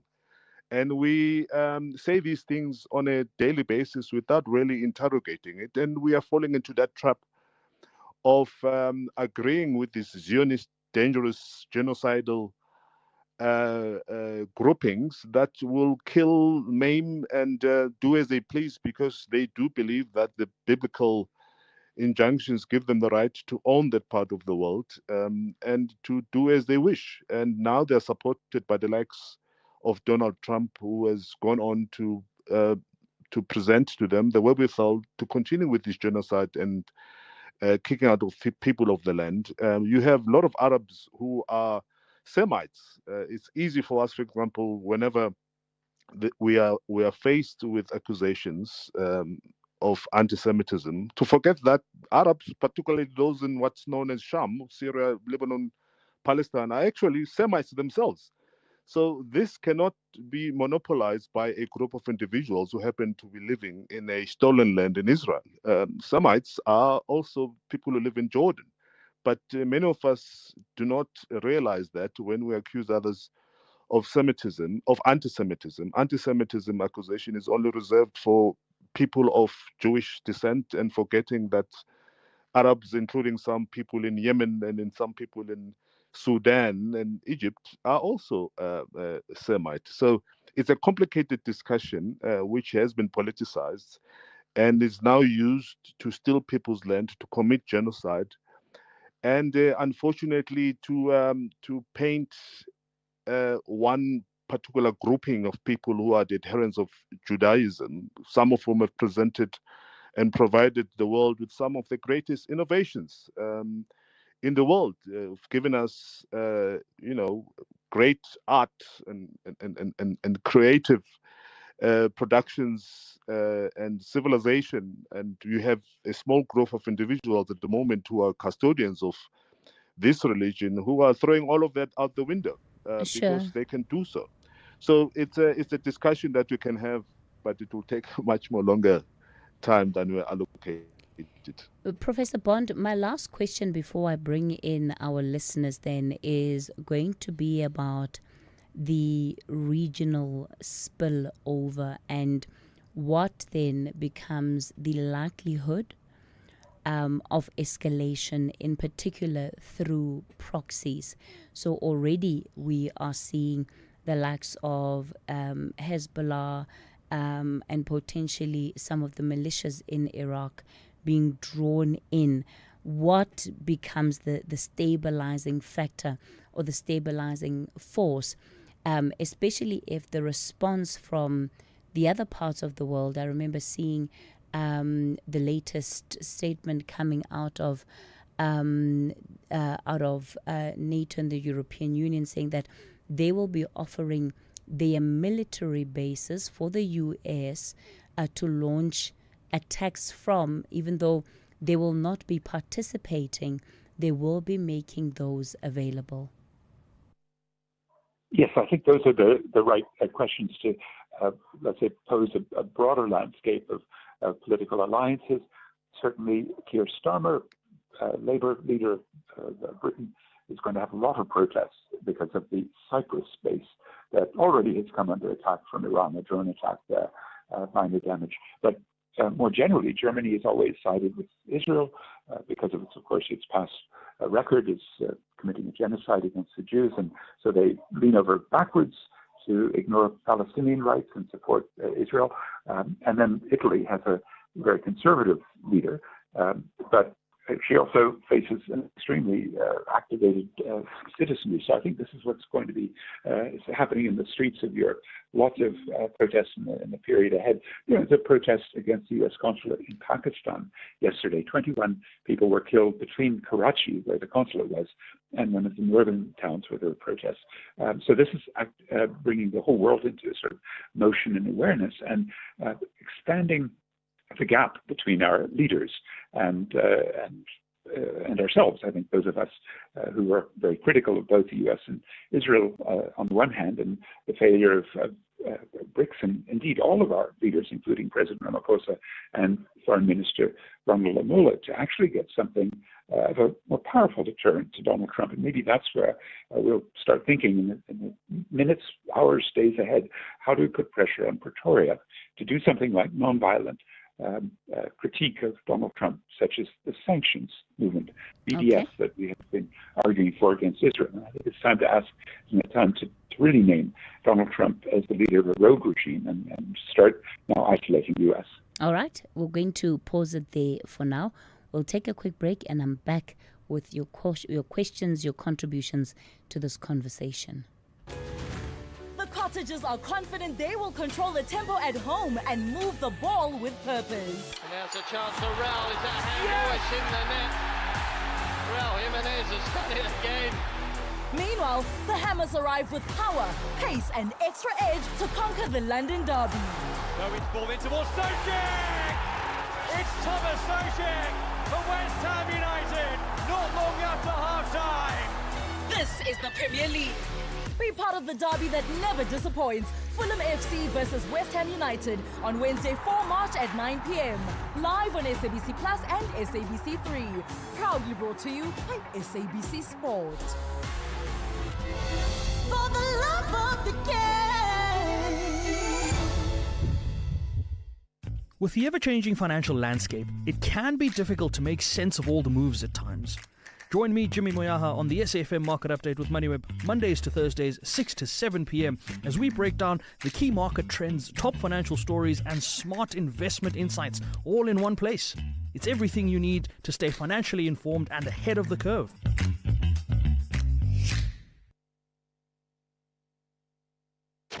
Cathy Mohlahlana on SAFM. All right, let me get back then with your questions. I'm going to ask our listeners, let's try and keep it short and sweet. Pugs, you're in Cape Town. Good morning. Good morning, Cathy. I have this question to your panel of guests. As they have relayed the start of this conflict to present day, now there's a change in terms of the multipolar politics or powers that have come into play, specifically with China and Russia.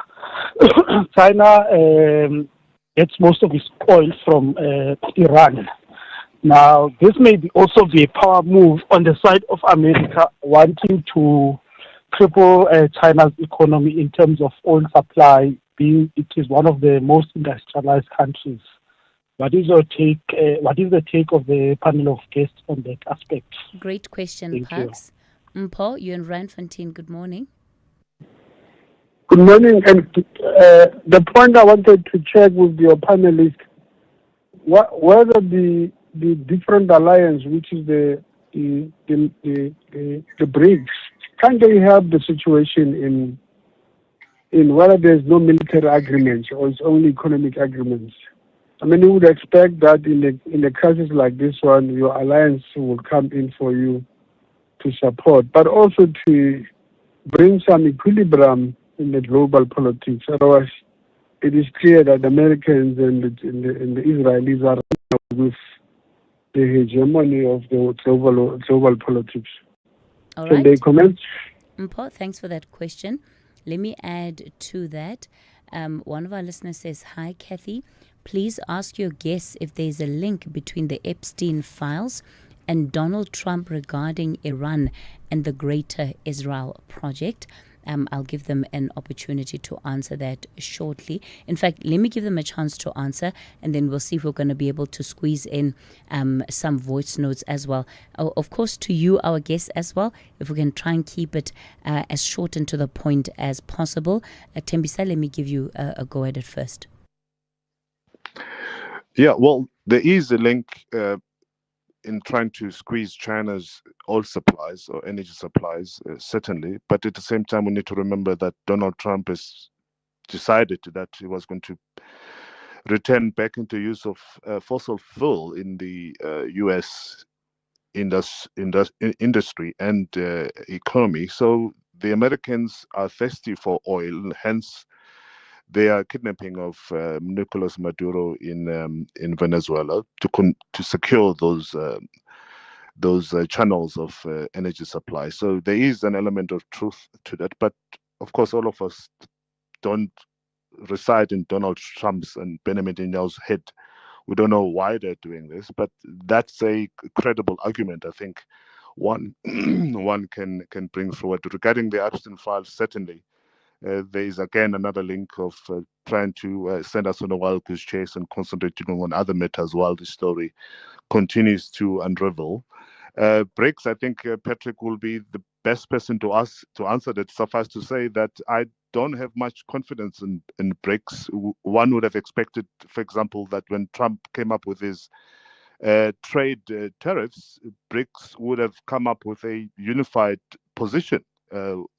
But they didn't. Instead, you had a standalone position from China, for example, South Africa and others negotiating with Trump. And I think it was a lost opportunity. They should have at least had a block position.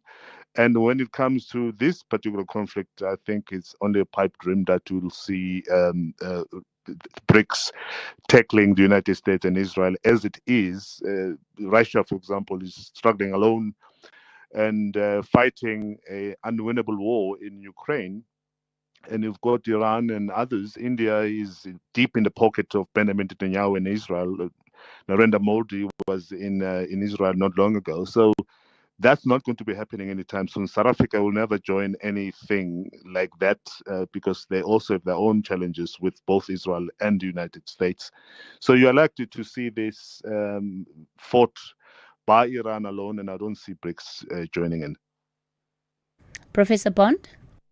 Yes, Tembisa is right on all points. Maybe just to deepen it, there is a conflict of interest on this last question of the BRICS. We have to talk about it.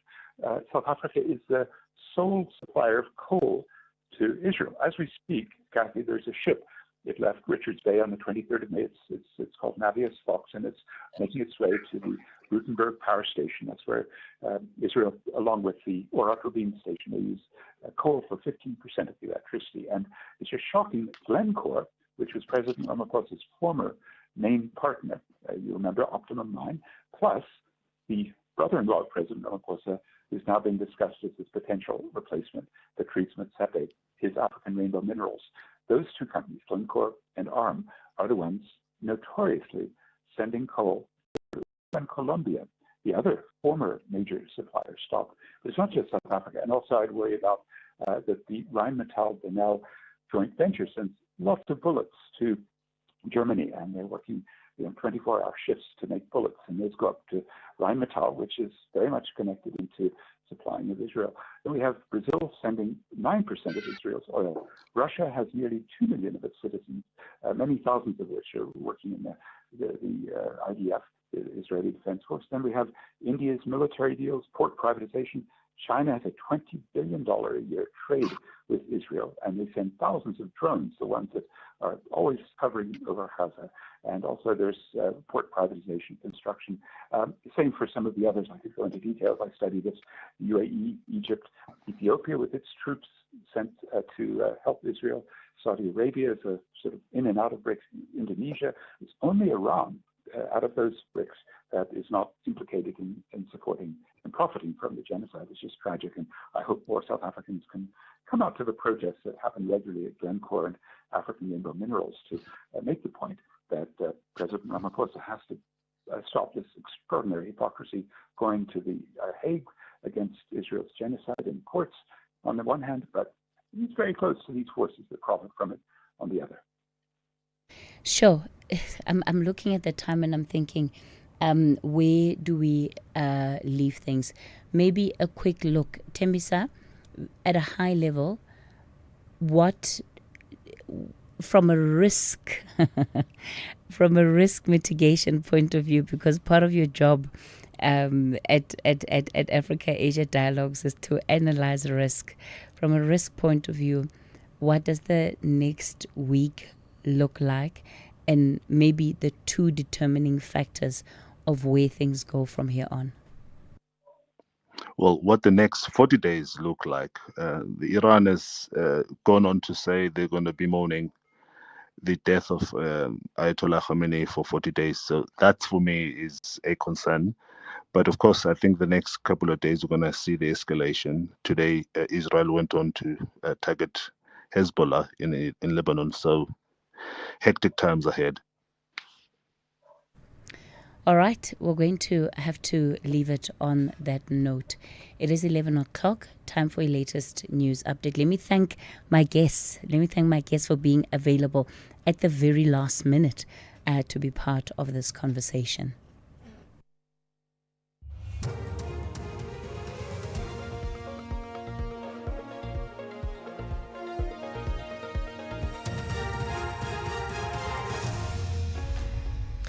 Thank you, Cathy. On the top stories, Mohlahlana Commission acts after Motlhotsi no-show and yellow level 2 warning issued for Mpumalanga and Limpopo. For SAFM News, I'm Ondelambana, and a very good morning. The Mohlahlana Commission of Inquiry investigating criminality in the country's criminal justice system is to initiate processes to hold Brown Mohlotsi in contempt of the Commission after failing to appear before the Commission this morning. Mohlotsi sent word to the Commission that he has taken ill. The Commission has now adjourned until Wednesday morning. Commission's chairperson, retired Justice Mbuyiseli Madlanga, postponed the inquiry. At present, and until we have a medical certificate, Mr. Mohlotsi is in contempt, and our idea when we discussed the matter amongst the three of us was to say, because he is in contempt from where we are sitting, we are going to have the Commission initiate the necessary legal processes against him. It is purely because of the request that you have made that we will not immediately have those processes initiated. We will stand the matter down until Wednesday morning at 9:30. A 33-year-old man has been arrested in Eerste River on the Cape Flats for alleged drug dealing after police officers confiscated drugs with an estimated street value of more than R1 million. Western Cape Police spokesperson Wesley Twig says members of Operation Chanela 2 acted on a tip-off and raided a house in Belladonna Estate, Plainville, yesterday. They ensued with a search and found a total of 25,000 Mandrax tablets with an estimated street value of 1.25 million rand hidden in the house. They arrested a 33-year-old Nigerian national for dealing in drugs. He is due to appear in the Blue Downs Magistrates Court once he has been charged. The South African Weather Service has issued a yellow level 2 and yellow level 4 warning for severe thunderstorms in parts of Mpumalanga and Limpopo today. The level 2 warning covers the high veld of Mpumalanga and central Limpopo, while a more serious level 4 warning has been issued for the low veld of Mpumalanga and eastern Limpopo. As a weather forecaster, Lihlohonolo Tobela has warned of heavy downpours that may cause localized flooding with possible damaging winds, hail and excessive lightning expected later this afternoon. But we're still expecting cloudy conditions for the low veld of Mpumalanga as well as into the eastern parts of Limpopo. A 30 to 60% chance of showers and thunder showers is expected for KwaZulu-Natal, Mpumalanga as well as into Gauteng and the eastern parts of the northwest, stretching to Limpopo, especially for the central parts. However, a 80% chance of showers and thunder showers will cover the low veld of Mpumalanga into the eastern parts of Limpopo. Israel has launched a new wave of airstrikes overnight targeting Tehran. The widening conflict is impacting the region's aviation sector as well as the oil industry. Iran has struck its neighbors where it hurts most, their airports, which serve as vital transit hubs for global trade and travel. The strikes were retaliatory following an attack by Israel and the US, which led to the killing of Iran's supreme leader. The BBC's Jeremy Bowen has the details. Tehran is being hammered for a second night. The Americans and the Israelis are pushing hard to exploit any Iranian weakness or confusion after the killing of their supreme leader. The message is that they dominate the skies and there's no place to hide. The Gandhi Hospital in North Tehran and 3 residential buildings next to it were badly damaged. Unless they're being used as military positions, the laws of war say hospitals are protected places. Africa for Palestine has condemned the US-Israel attack on Iran, which resulted in the death of Iran's Supreme Leader Ayatollah Ali Khamenei. Africa for Palestine spokesperson Ali Komampe says this is an act of aggression. Firstly, our deepest condolences to the millions of Iranians who are in the streets mourning the brutal killing of the Ayatollah, the Supreme Leader of Iran. It's regrettable, it's unfortunate, and we stand in solidarity with them in these difficult times. Recapping the top story, the Mohlahlana Commission of Inquiry investigating criminality in the country's criminal justice system is to initiate processes to hold Brown Mohlahlana in contempt of the commission after failing to appear before the commission this morning. I'm Wandilambana for SFM News Headlines at 11:30. Saturday afternoons in Mzansi, where loyalty is tested every single week. Manchester United fans still believing. Liverpool fans reminding you about history. Chelsea fans saying trust the process. City fans pretending this is all normal. Arsenal fans still shouting out, we are winning it this year. Every year, mate. But that's love. Through the wins, the heartbreak, the long rebuilds. The English Premier League, where we suffer together, celebrate together, and never stop believing. EPL, Saturdays at 4:30 p.m. on S3. Open up. S3. When music meets nature, something unforgettable happens. Symphony by the Water, a world-class live music experience set against the breathtaking beauty of Midmar Dam, featuring the KZN Philharmonic Orchestra,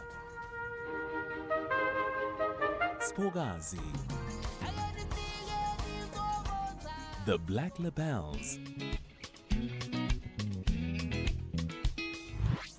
Saturday, the 7th of March, 2026.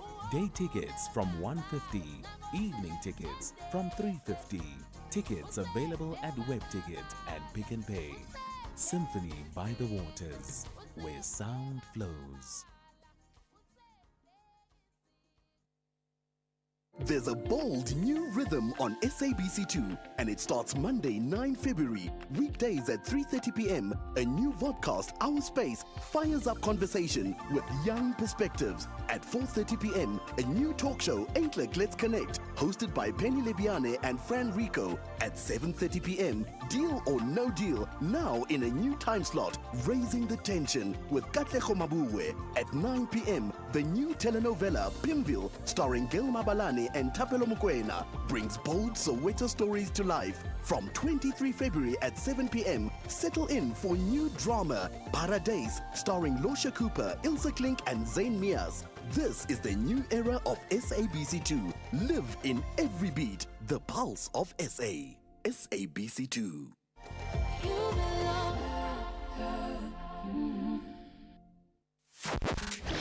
As we celebrate 90 years of existence, SAFM takes you back to the voices that shaped a nation.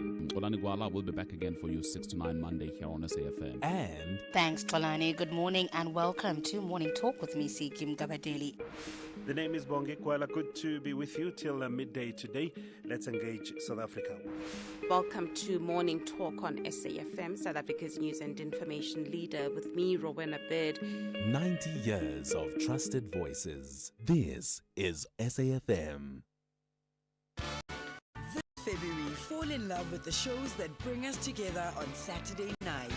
First, sparks, surprises, and second chances at romance. Farmer Wants a Wife US, where real love grows in the most unexpected places. Saturday at 8:30 p.m. And before the love story begins, the stage lights up with pure talent and big league dreams. America's Got Talent Fantasy League.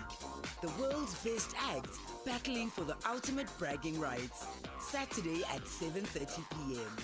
2 shows, one unforgettable Saturday. Only on S3.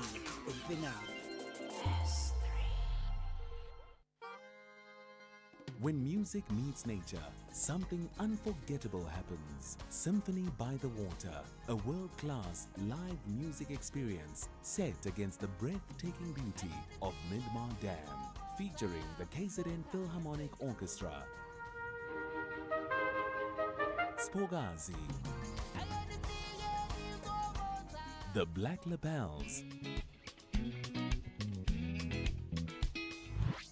Saturday, the 7th of March, 2026. Day tickets from $150, evening tickets from $350. Tickets available at WebTicket and Pick n Pay.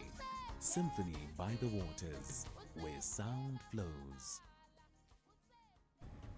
Exciting news, South Africa. SABC TV Licenses has partnered with Capitec to make paying your TV license simple, affordable and accessible. If you're a Capitec client, sign into the app and click on Transact.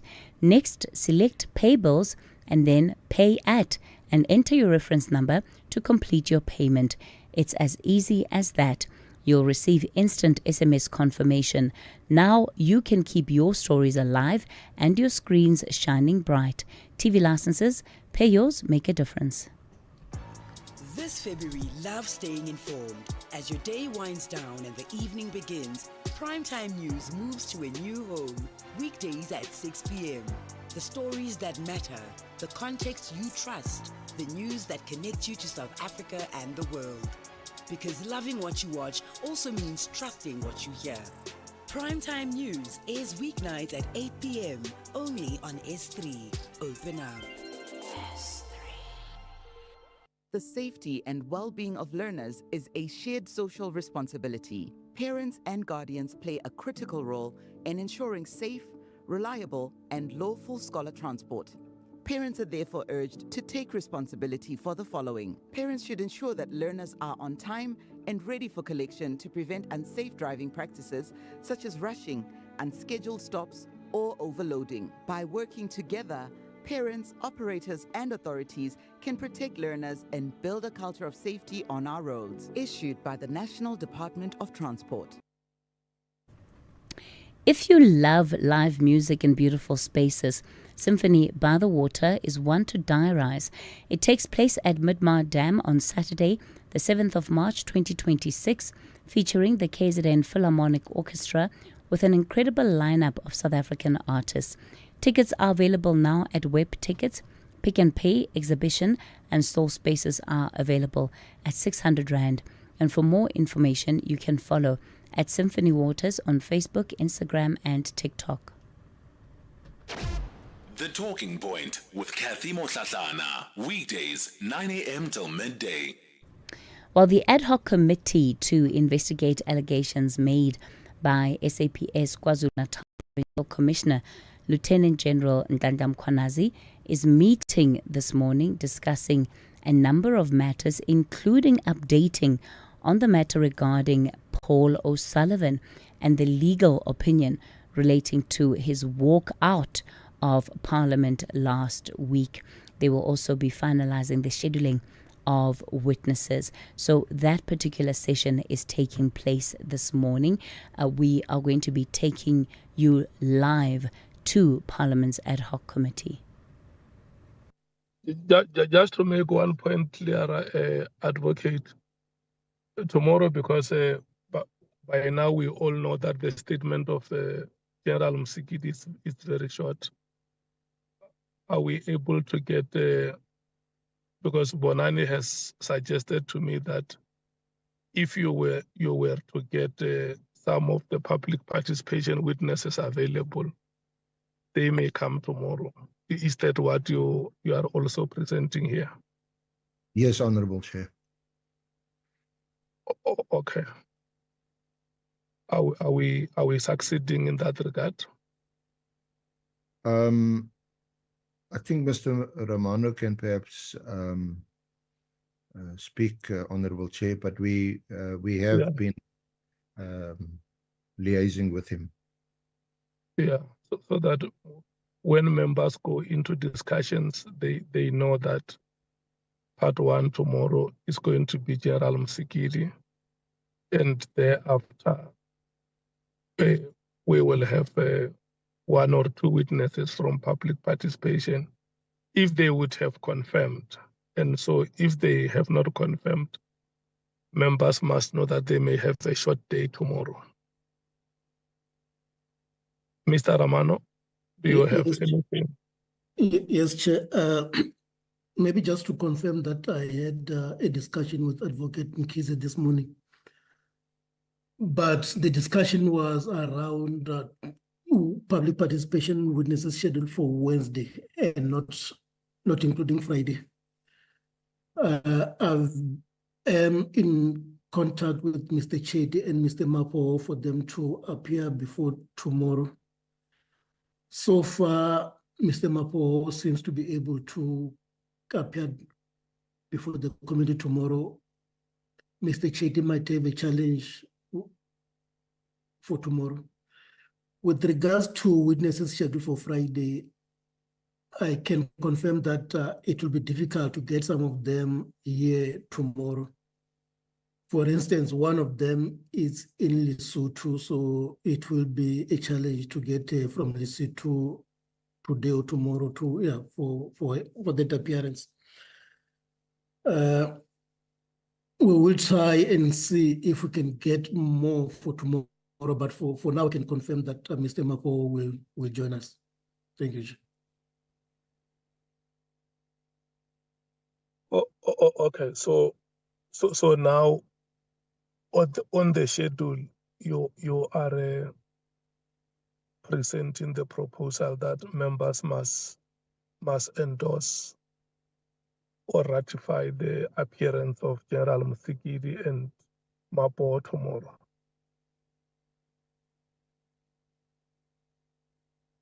Chair, that's correct. But should we be able to secure another witness for tomorrow, we will keep the committee informed. Okay. Okay. And then for Friday, how many witnesses will be there on Friday? Because all of us by now, we know that Friday afternoons are very, very difficult for the committee. The witnesses that are coming on Friday, are we able to have them and deal with the business of the day before 1, 2, or 3 o'clock on Friday? Chairperson, with regards to Friday, there are two witnesses who have submitted a statement yesterday. I've looked at the statement and also shared it with the evidence leader and Mr. Tekiana to look at and advise.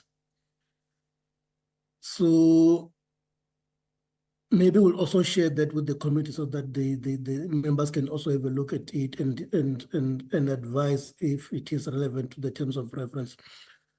But then should that statement be relevant, Friday we're likely to have two witnesses because the two who submitted statements yesterday will be making a joint submission. So, okay. yeah, so we'll have Friday, we'll have two on Friday, and then we are going to look at the program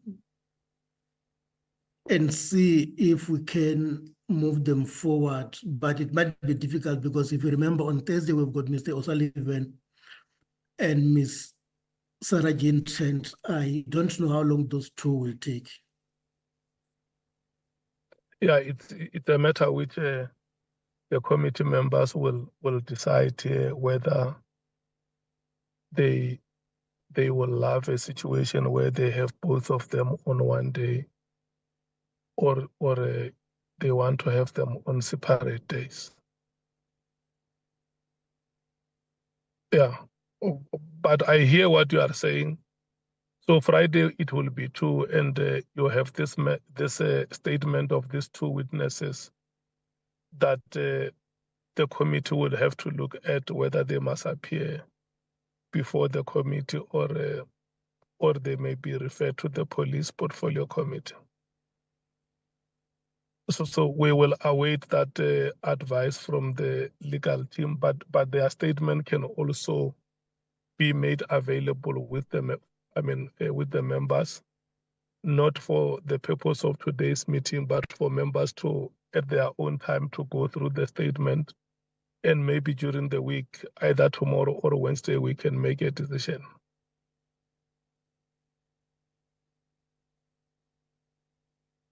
Honorable members, I'm now going to rotate the three items. We got the report on the legal opinion, what is being suggested. Number two, the latest on Mr. Paul O'Sullivan, that it is proposed that he must come here on Thursday. And there is also the proposal that Ms. Sarah Jane Trent must also be here on that day. Members will advise, we will hear from you whether you want to have both witnesses on one day, or you would want to separate them, so that we don't have a situation where one of the witnesses feel that they have not been given sufficient time. If you remember, when we met with Mr. Paul O'Sullivan for the first time, he was not satisfied with the time allocation because he said he wanted to say, he had a lot that he wanted to say, and he felt that there were so many things that were said about or against him, and he wanted to clarify them. So if members feel that they have issues that they may want to raise with Mr. Paul O'Sullivan, we must know now from this meeting that when he comes on Sunday, it's the whole field day, or whether he comes for half a day. And if he comes for half a day, we can field or allocate Ms. Sarah Jane Trent for the afternoon. And then if it means we must have one, we will then look for other dates where the other candidate will come. And the last item would be the schedule that has been presented here with the proposed amendments that Mr. Ramano and Advocate Arendse have just added to say we will have General Musigidi and maybe one or two witnesses tomorrow. There has been a request from General Sintumule that she has a situation in her family and she will need to be there to give support to the child. So that is the request that she is making before the committee, for the committee to allocate another date. Those are the three matters, the three items that were circulating. before the committee for discussion. The African National Congress. Yeah, thank you. Thank you very much, Chair. Let us welcome the reports as presented. And I would have thought that the matter of Mr. Teenage Kumbe, I think it is, you would have probably put here as part of scheduling issues. But let me speak to the matters that the Chair is directing us to speak to. On the matter of Paul O'Sullivan, Chairperson, the African National Congress welcomes the decisiveness with which this matter has been handled by both yourself, Chair, as well as the Speaker. We fully support the approach that Mr. O'Sullivan was invited, and had he failed to avail himself, he would be summoned. But we do want to once again make a point that him now conceding, or at least agreeing to appear on Thursday, does not negate, nor does it take away the fact that an offense was committed on that day.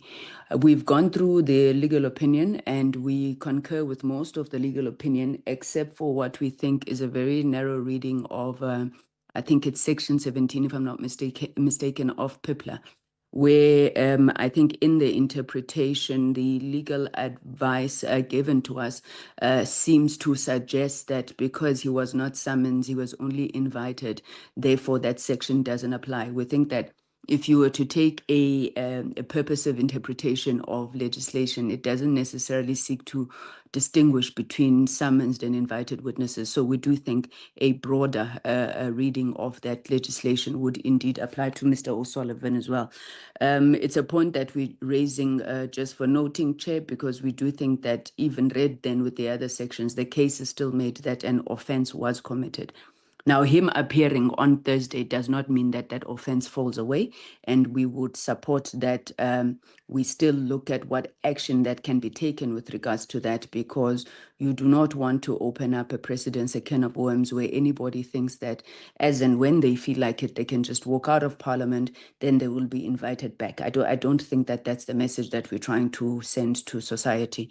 So we really support the pursuing of further action in relation to that offense that has been committed. Chairperson, on the second matter that you raised was, before we step off on the Paul O'Sullivan matter, it would be very good also, Chairperson, if we were given clarity. Because I know that this continuously comes up on defense by the defense. When Mr. O'Sullivan seeks to defend himself, that he says there was an agreement for him to leave at 1300 hours. I do not have a recollection of the chairperson telling us before that Mr. O'Sullivan will be released at that particular time. And I think it's important just for us to clarify ourselves to understand whether indeed there had been such an agreement, because I suppose it does raise whether then he was justified or not in his behavior. In the absence of that agreement, even if there was an agreement, we still think that an offense was committed, because even if there had been an agreement, he cannot dismiss himself when he's under oath. And I think both the Constitution and the law is clear on that matter. The second issue, Chair, on the scheduling of witnesses, I think the administrative changes that are being made, we don't have a problem with. We also accept the apology from General Sentemule, with an understanding that the legal team working together with the committee staff will look at rescheduling her appearance again. And also the issue of Advocate Zikalala being brought back.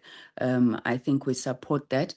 Chair, I am just I'm just worried about the timing, and I'm hoping that bringing back Advocate Zikalala is going to assist us on this matter, because the extension that we have is until the 31st, if I'm not mistaken, of March, which means that by then we should have concluded our business, which includes the adoption of the report.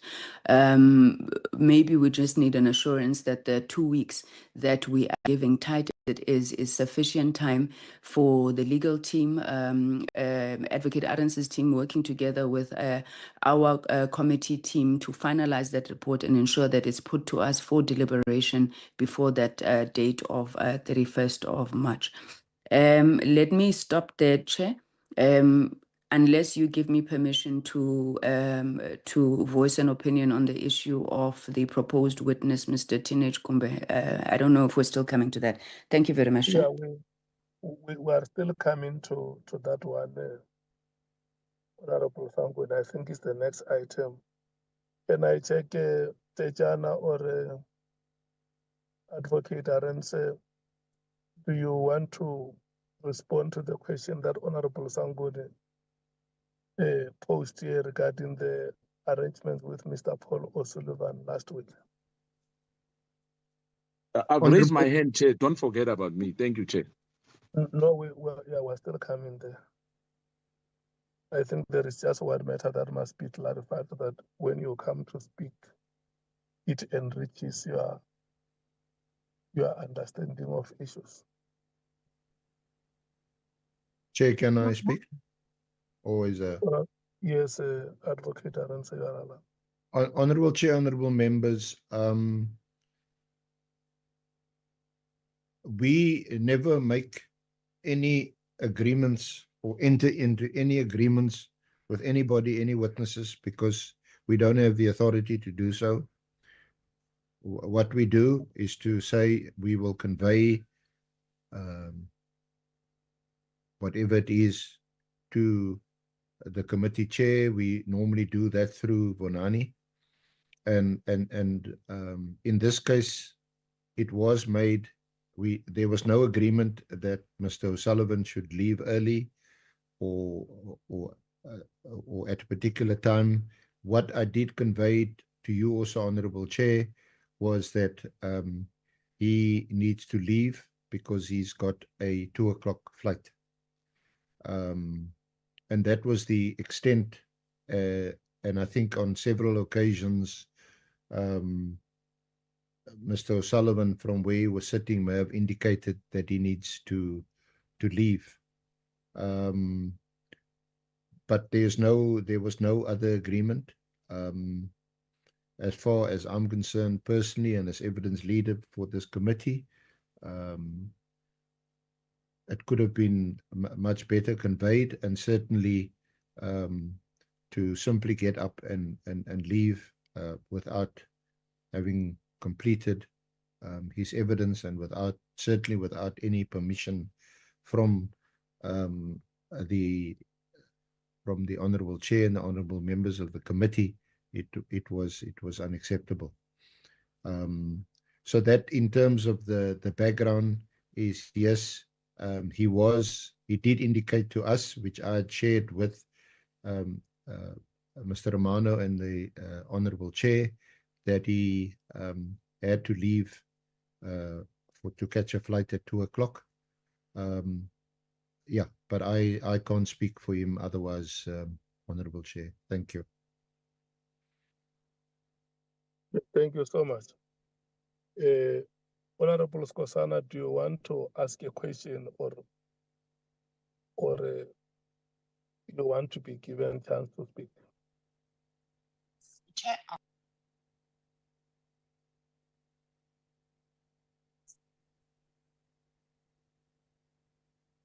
Chair, it's Leanne Matthys.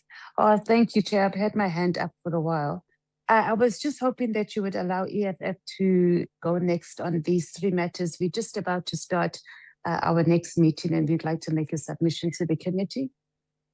Yeah. Okay. Can we go in? Let me allow you to, and thanks very much for reminding me. Let me allow you to speak, and then the other members will be given a chance. Okay, thank you, Chair. We really appreciate you just going off the process that we normally follow. We obviously have gone through the legal opinion, and we appreciate the time that the legal team put into it. In line with what Honorable Sangoni said, there's two different processes here. The fact that he's decided to come and appear again voluntarily does not cancel out that he was in contempt of Parliament.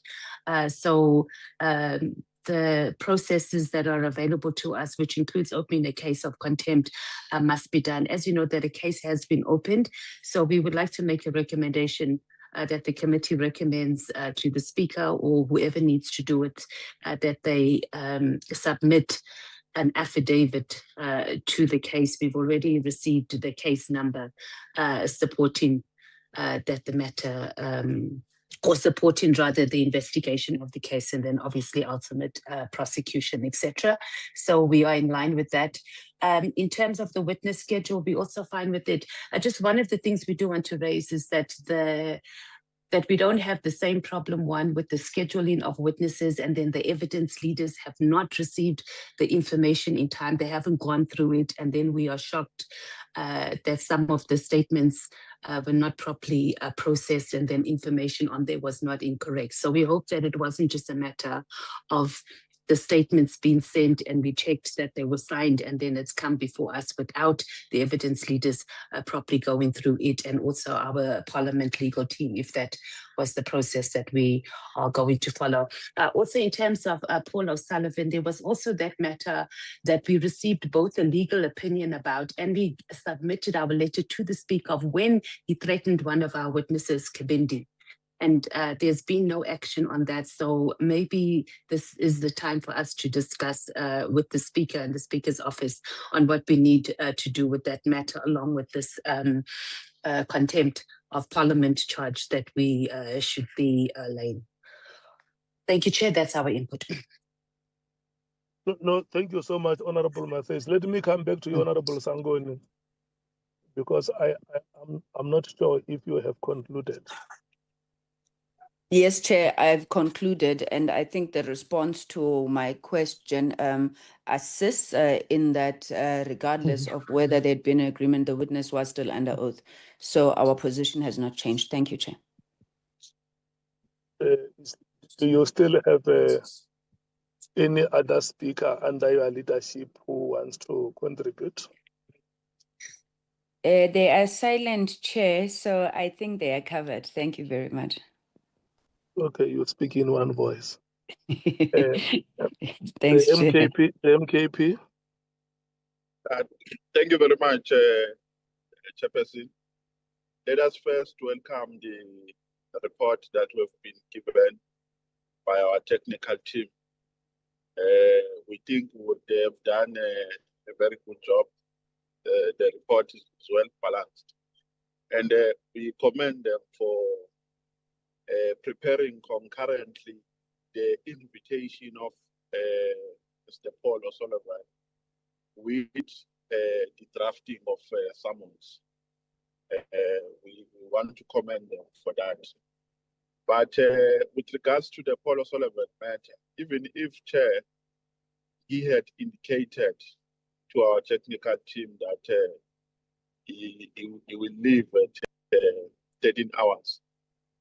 That is immaterial. When we're in a committee meeting, you subject yourself to the directives of the chairperson and to the directives of the committee.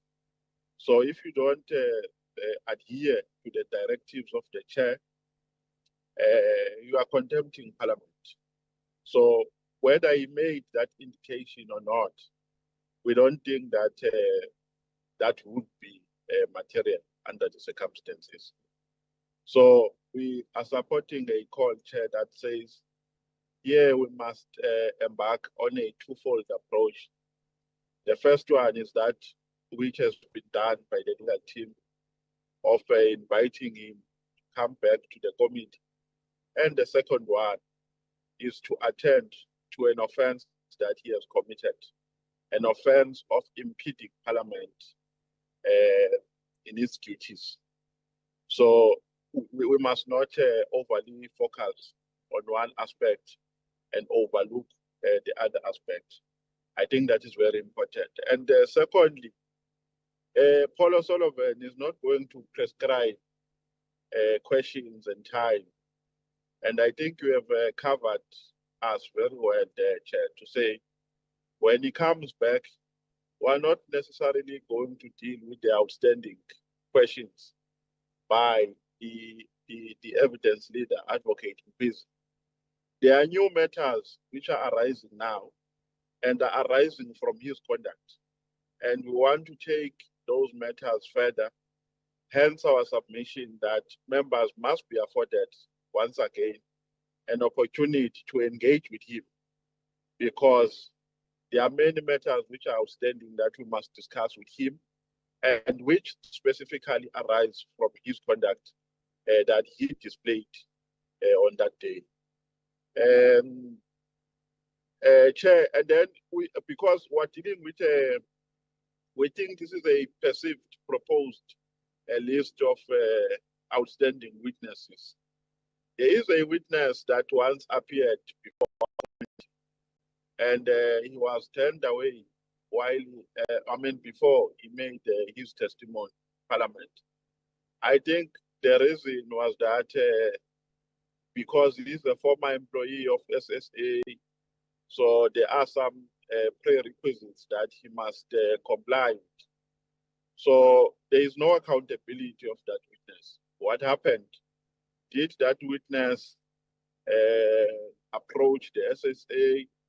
And why is he not part of this list? Is it because SSA did not approve his appearance?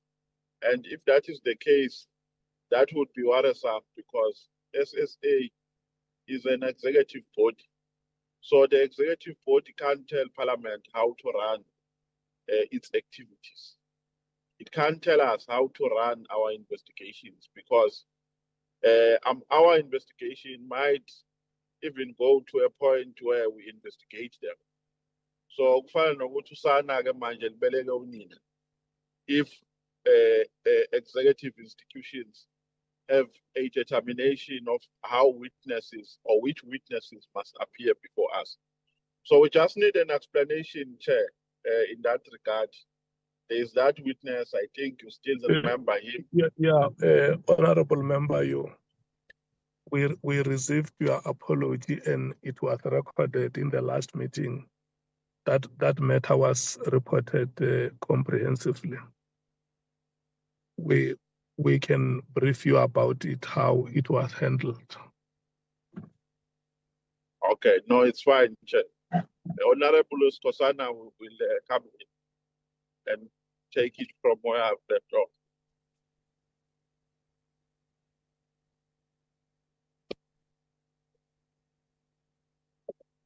You can proceed, Honorable Member. You can proceed. Chair? No, I'm saying Honorable Skosana will proceed, Chair. Am I audible? No, yeah, but before, because Honorable Matthijs has also raised a matter on the report on the matter of Mr. Nkabinde. Yeah. You still remember that incident? I want to hear you. Yes. You haven't spoken to it. Yeah, that is why, Chair, I'm saying Honorable Skosana, because we are speaking in one voice, will proceed. Oh, okay, thank you so much, Honorable Skosana. Thank you, Chair. I think, Chair, it's very important that we stand firm on this matter of Paul O'Sullivan. I think the Speaker as well, or Parliament, must open a case against Paul O'Sullivan. One, the issue which we are now reminding Honorable Nomvalo about the threat which O'Sullivan did when Nkabinde was a witness as well. I think it must come as well now on the table. We can't leave this thing unattended. And I think as well, Chair, the fact that there's this issue that he will come, that does not cancel the contempt of Parliament. The process must continue. Sure. The process must continue. Now, threatening a witness is a serious issue, Chair. It cannot be just left there and say, no, you know what, whatever happened, happened. No. The witness, Mr. Nkabinde, told us to say why he was still testifying. He received that WhatsApp message. And we all know what does that mean. We can't leave Paul also Sullivan with these issues and say, you know what, is going to dictate terms to us.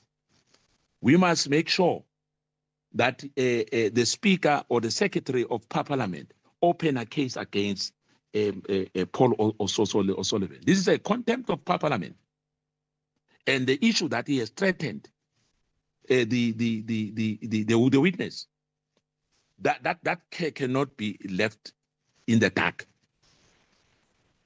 And I guess as well, South African Police Service, because in that precinct of Parliament, the integrity must be maintained at all costs. Once we are in that precinct, it's parliamentary precinct. Whether we are outside Parliament, in the parking, we are in Parliament, it has to be respected, Chair. So I'm saying in closing, Chair, is that Parliament must open a case against Paul O'Sullivan for the contempt of Parliament. And the issue of Nkabinde must as well. That threatening WhatsApp message while you are still a witness, before us. Indeed, we must make sure, because we never even received the report or on the legal opinion of that threat up to date, because we were promised that we're going to get a report on that issue of Nkabinde, that threatening WhatsApp message to Nkabinde. What did the Parliament did with that? We don't know as members of this ad hoc committee. And I think, Chair, that must be attended as a matter of urgency. I thank you, Chair. Honorable Breitenbach. Thanks, Chair. Yeah, we accept the recommendations of the legal opinion. Mr. O'Sullivan is coming back. Let us cover the issues with him that we wish to cover and finalize the matter. And however we choose to deal with the surrounding issues is a matter for the committee to perhaps discuss at a different stage. For the rest, we agree with the submissions, Chair. Thank you very much.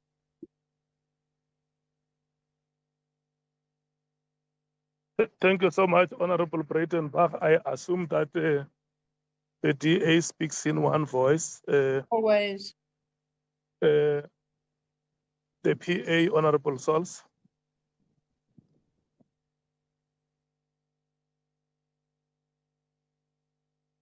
Chairperson, before I make my contribution, may I also say that I was delayed a bit this morning because I'm not in town and I am traveling back soon. So if I excuse myself during the meeting, I ask your indulgence, please, Chair. And my contribution in terms of Mr. Paul O'Sullivan, we do believe that he's in contempt and he must be dealt with in accordance with PIPLA. And then as far as the administrative changes are concerned, we are covered, Chair. Thank you so much. Thank you so much, Honorable Sols. Honorable Vessels. Thank you, Chairperson. I agree on all three issues. Nothing to add. Thank you. Thank you so much, Honorable James.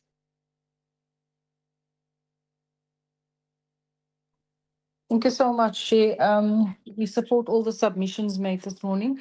Just on, I think, the legal opinion. I want to ask, when Mr. O'Sullivan reappears on Thursday, who's going to be liable for all the costs that's been incurred? Will it be him or will that come to Parliament again? And then also, we are happy with the schedule of witnesses. That's all. Thank you, Chair.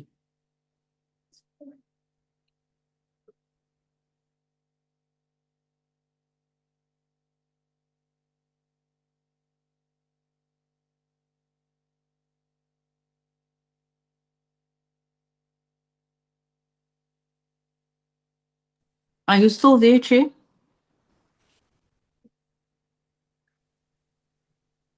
Oh, I have not unmuted myself. I'm sorry. Okay. Honorable James, I was saying that the last matter which you have raised with regard to who will foot the bill is a matter which the logistics team of Parliament will have to deal with. I should think that within their means or their arrangements, they know the economically effective ways to deal with the business of Parliament. And if they have any issues, they can always raise them with Mr. Paul O'Sullivan. I think they know our sentiment.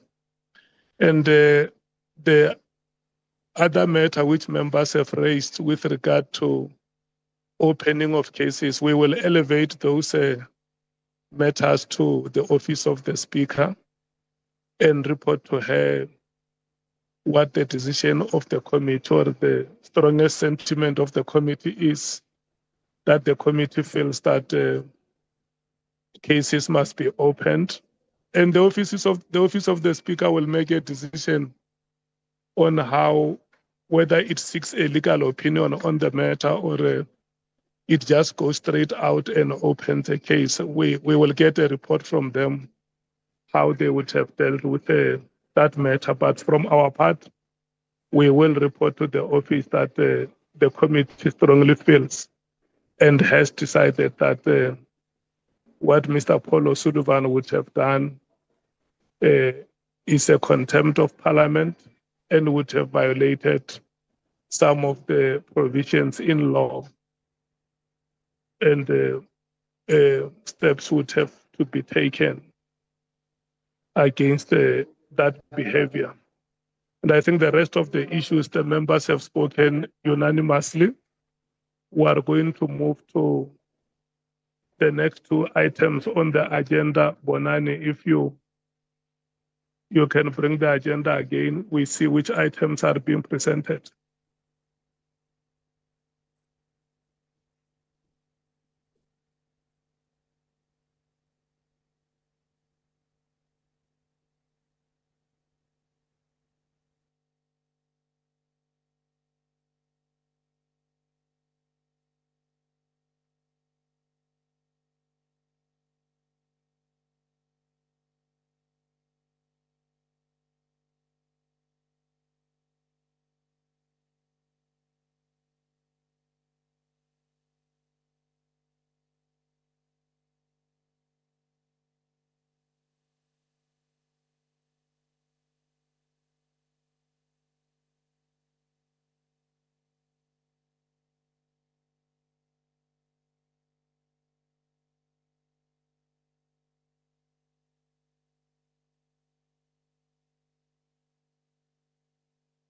Okay, let's take those two items on correspondences. Is it you, Bonani, presenting, or is it Mr. Tejana?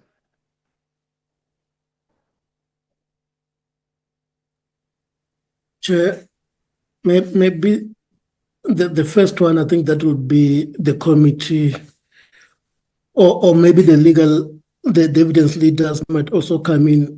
If you remember, there was that request for Mr. Kumbe to be invited to appear before the committee. Mr. Kumbe sent us a document, I think last week, which I have circulated with members of the committee, including the evidence leaders. So all that we need is guidance from the committee on whether Mr. Kumbe should be invited to appear before the committee. The next one, I guess, Mr. Tejana will address. Thank you, Chair.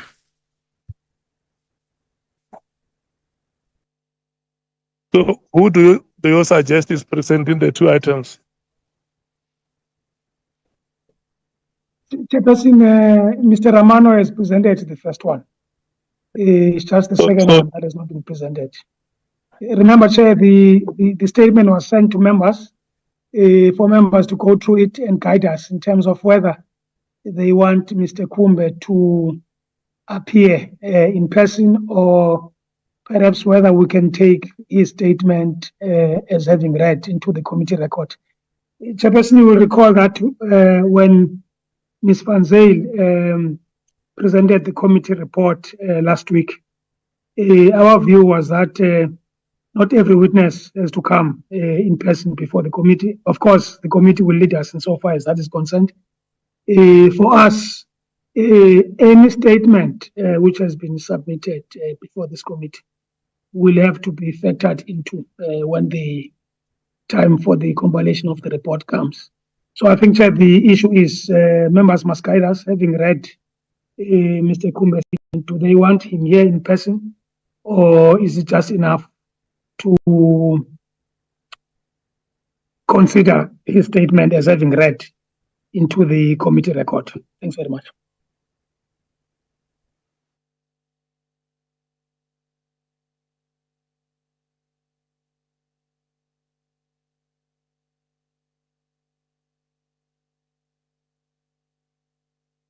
Can we take the next item on correspondence?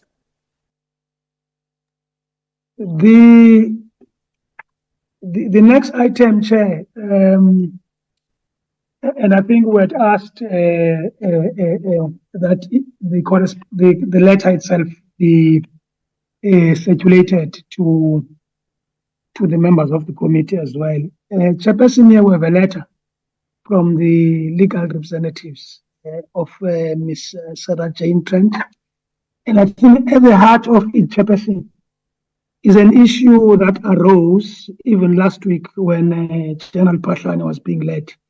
And I will refer to it, Chairperson, as the impugned text downloads. I think the point I'm making, Chair, here is that if you look at the manner in which the phone itself of Ms. Sarah Jane Trent was stolen, that renders the texts themselves inadmissible, and of course the proper process to follow that, in other words, if you were to test the evidence of those text downloads, you would need a trial within a trial, and of course, as you know, Chairperson, and I think Advocate Mashuha will speak about this, that matter was struck off the roll 9 years ago. So what they are saying, Chairperson, is that their client will come, she has committed to do so, before the committee to give evidence, but she doesn't expect to be asked questions about evidence which is inadmissible. And you will see, Chair, that in paragraph 7, there are certain demands that they place to the committee. That number one, they have handed back let me just read paragraph 7, Chair. So as a result of the egregious breach of Ms. Trent's constitutional rights during February 2017, that is when her phone was stolen, and again before the ad hoc committee, were instructed to demand that by noon on Monday, which is today, 2026, that you provide us with a written undertaking duly signed by each and every committee member, stating that they have handed back to you as chairperson of the ad hoc committee the purported download of Ms. Trent's stolen phone, and that the same have been placed in safe custody pending an order that they are declared unlawful and may be destroyed. 2, they no longer have a copy thereof in their possession, whether corporeal or incorporeal, that is hard or digital copy, and that they shall not pose any questions pertaining to anything that they may have seen on the said purported download of Ms. Trent's stolen phone when Ms. Trent attends the ad hoc committee to give evidence. So that's the summary, Chair, of what the letter says. Our view, Chairperson, is that if you look at the committee's terms of reference, particularly at paragraph 4.1.11, it also speaks to the infiltration of the criminal justice, and I think IPIT would fall after that. And in our view, the alleged romantic relationship between Ms. Trent and Mr. McBride is important in order to verify or ascertain the veracity thereof. It is important that the committee must put the question about this alleged romantic relationship between her and Mr. McBride. However, Chairperson, we are of the view that the committee should not make use of the impugned text downloads when questioning Ms. Trent about the alleged romantic relationship between her and Mr. McBride. So Chairperson was saying the question itself is not illegitimate in our view, because if you want to talk about the infiltration of the criminal justice system, and I think the allegations relating to Mr. O'Sullivan and by extension to Ms. Trent, particularly when insofar as IPIT, is concerned. All right. So we're going to have to leave it there with that ad hoc committee that is making plans in as far as witnesses and really what the rest of the phase looks like before it reaches its deadline. That's where we're going to leave it on the talking point for today. The show is back with you tomorrow between 9 o'clock and midday. Hashtag SAFM Talking Point. Exciting news. South Africa SABC TV Licenses has partnered with Capitec to make pay TV license simple, affordable and accessible. If you're a Capitec client, sign into the app and click on Contact. Next, select Pay Bills, then click Pay At and enter your reference number to complete your payment. It's as easy as that. You'll receive instant SMS confirmation. Now you can keep your stories alive and your screens shining bright. TV licenses, pay yours, make a difference.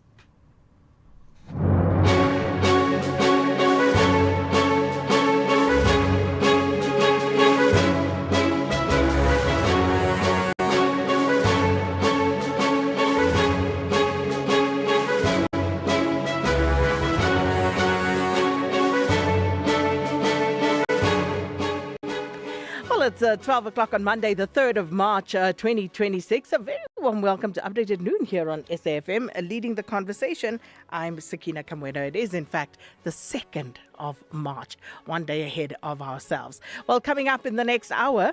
Because he is in contempt from where we are sitting, we are going to have the Commission initiate the necessary legal processes against him.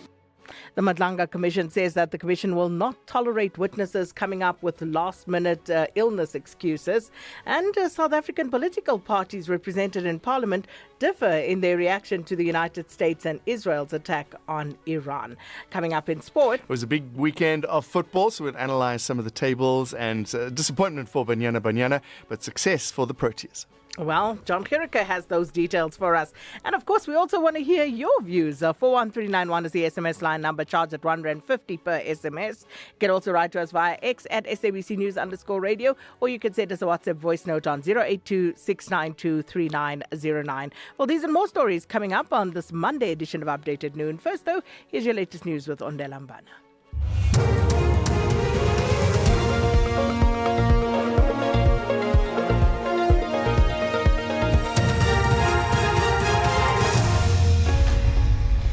Thank you, Sakina. On the top stories, reporting to Phala farm theft declassified and Madlanga Commission acts after Mokgotsi no-show for SAFM News. I am Mohlahlana and a very good day. The report of the Independent Police Investigative Directorate into the breaking in and theft at President Cyril Ramaphosa's Phala farm has been declassified. That's the reply given by Acting Police Minister Professor Feroz Kashalia to a written parliamentary question from the ATM. Kashalia says the report was declassified on the 2nd of February this year. He says after considering the initial reasons for the top secret classification and public interest, IPID came came to a decision that the classification is no longer serving the purpose. He added that it should be noted that IPID was not investigating the main case of breaking in and theft, but rather the conduct of the SAPS members who handled the case. Kachalia says it should further be noted that IPID investigation reports are not for public consumption and as such will only be accessible through proper legal processes. 3 people have been arrested over a 1 million rand fraud and theft case at the National Department of Health in Pretoria. The arrest follows an in-depth investigation that began in April 2024. Hawks spokesperson Cathy Mohlahlana says the arrests are part of ongoing efforts to tackle corruption and recover public funds. It's alleged that in 2023, over 1 million was unduly awarded to a service provider in contravention of the Public Finance Management Act.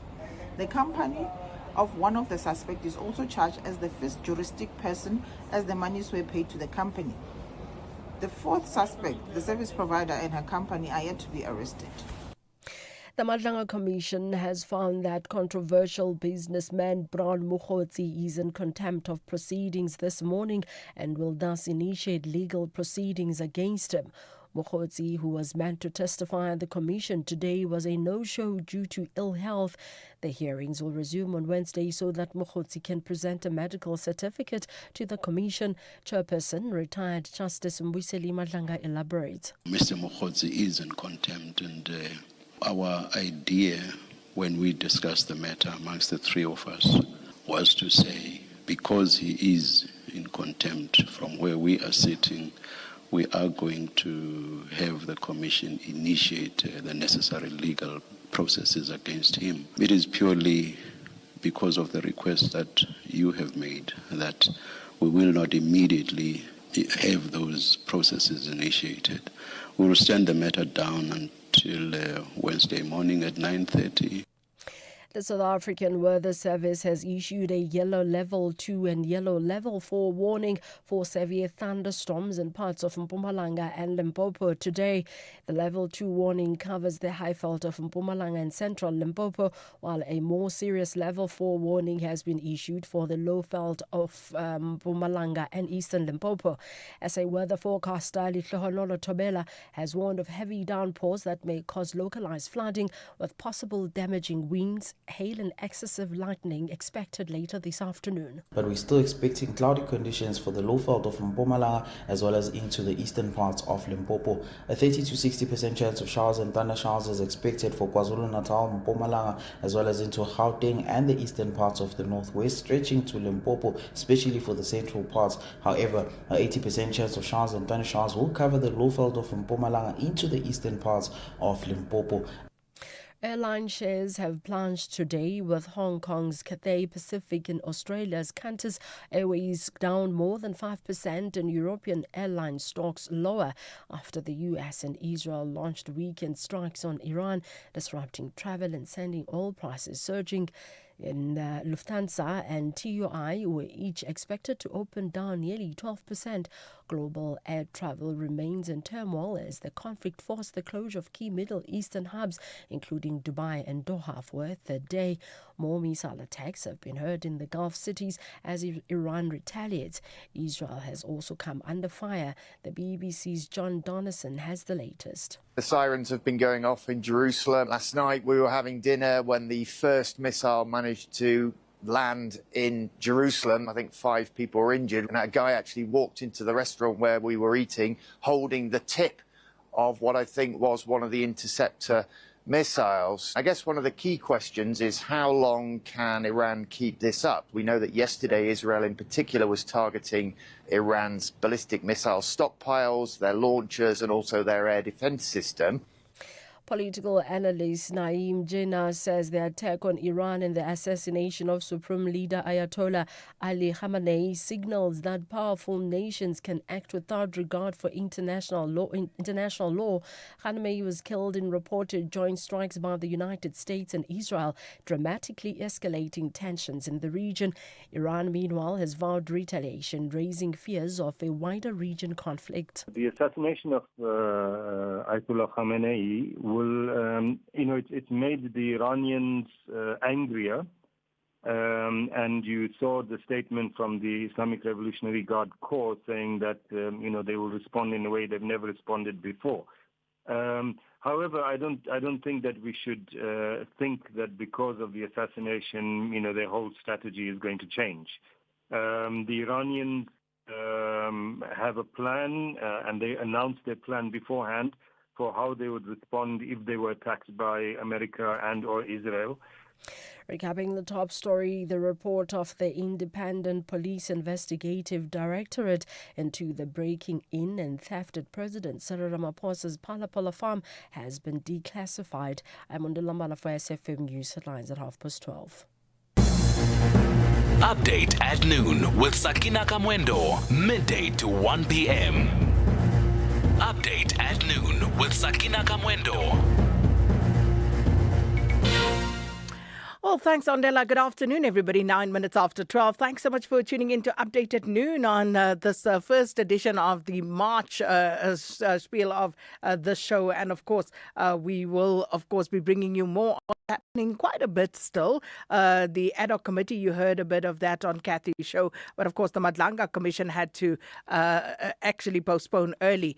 This is because of a no-show by Mr. Brown Mokhotsi, who was expected to appear before the Madlanga Commission, and we'll speak to the Commission spokesperson about this, seeing that we've seen quite a bit of this during phase 2 of the Madlanga Commission's work. Well, the ad hoc committee, they, of course, are discussing housekeeping matters, including how to deal with the matter of Paul O'Sullivan and Sarah Jane, who was an associate of Paul O'Sullivan, and they are obviously looking into how to proceed given the letter that they received, and also, how they need to address this matter legally.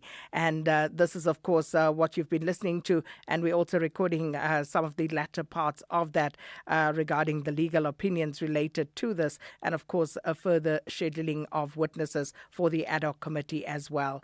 TRC cases inquiry, that continues. A former National Director of Public Prosecutions, Bulelani Ngcuka, is appearing before that inquiry today. You'll remember that he served in that role from 1998 until 2004. And Busi Chimombe watching that story for us. Parliament's Finance Cluster Committee chairpersons, they're holding a media briefing following the tabling of the budget by Finance Minister Enoch Godongwana. We'll also bring you an update on a search and rescue operation currently underway following the sinking of a tugboat that happened around 80 nautical miles south of Mossel Bay in the Western Cape. And the Maritime Rescue Coordination Centre in Cape Town is conducting the search, and they have indicated that there were initially 18 crew members on board. We understand about 5 remain unaccounted for, but we'll bring you an update on that situation. Also keeping an eye on the latest developments in the Middle East.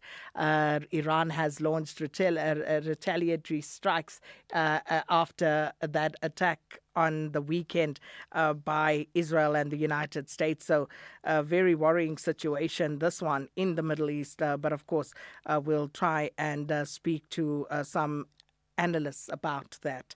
And also looking at what's happening locally, passengers at some of the local international airports traveling abroad, or those trying to get back home, they have had their plans scuppered because of disruptions to some of their flights, and we'll keep an eye on that. So these are just some of the stories that we are looking at this afternoon. And don't forget, let us know what's on your mind as well.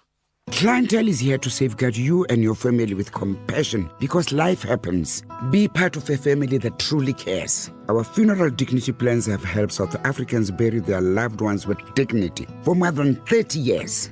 Let us help you create a meaningful tribute that honors your life and those of your loved ones. We pay out within 24 hours and you will get double accident cover with a clientele funeral plan. Our plans are affordable. Pick the option that suits your needs. Easy to apply, no medical examinations and no paperwork. SMS SAFM to 48031. That's 48031. Clientele Life is an authorized FSP and licensed life insurer. T's and C's online. Standard rates apply. Welcome. Table for two? Actually, make it 3. My friend is late, probably watching football highlights again. I heard that, and for good reason. 11 June to 19 July is football season. Wait, don't tell me you're talking about the FIFA Men's World Cup again. Always. And this time, it's coming live on SABC platforms. Live, as in I can watch between serving tables. Exactly. TV, radio, and SABC Plus, wherever you are. So, this very restaurant is about to turn into a stadium in June.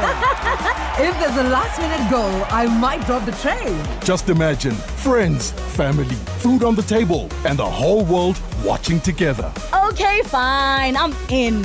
June plans officially cancelled. Football only, okay? The FIFA Men's World Cup, live this June on SABC. Switch on. Stay tuned. Feel the game.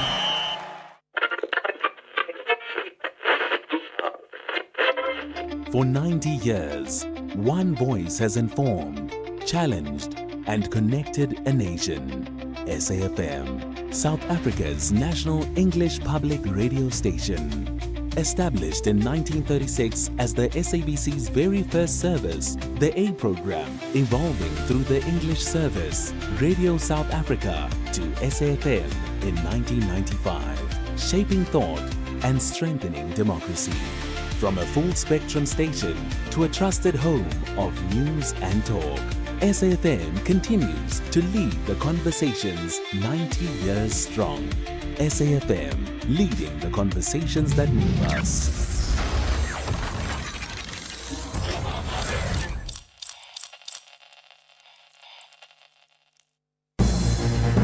Update at noon with Sakina Kamwendo, midday to 1 p.m.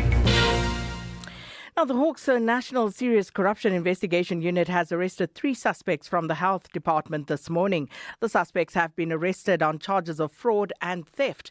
The 3 are set to appear in the Pretoria Specialised Commercial Crimes Court later today. For more on this, we join on the line by Hawks National spokesperson, Colonel Cathy Mohlahlana. Colonel Mohlahlana, thanks for your time. Welcome to Update at Noon. Good afternoon, Sakina. Colonel, let's just start with the charges that the 3 are facing and, of course, what it stems from. The charges that they are facing is fraud and theft and in pursuance of a common cause. When there was an investigation, an internal investigation in 2023, there was monies that were granted for the COVID-19, wherein now currently in 2024, that money was used to elicit the services of an investigator for an internal investigation that was being conducted, which is against the Public Finance Management Act. Speaking of monies, Colonel, we understand the company of one of the suspects is also charged as a juristic person as monies were paid into that company. Can you please elaborate for us whether that's the only juristic person by means of a company implicated? Yes, that is our 4th suspect, and then the company was also enlisted as the monies were deposited into the company's account. And given that, this relates to what seems to be COVID-related matters, if I'm correct, do you expect more suspects to be arrested in relation to this particular matter or other matters related to what happened during COVID? At this stage, this matter, we do not expect any more suspects to be arrested, but we will investigate or look into all the avenues, including that of the money trail. And with regard to the amount involved, are you able to just give us a sense of how much we're talking about?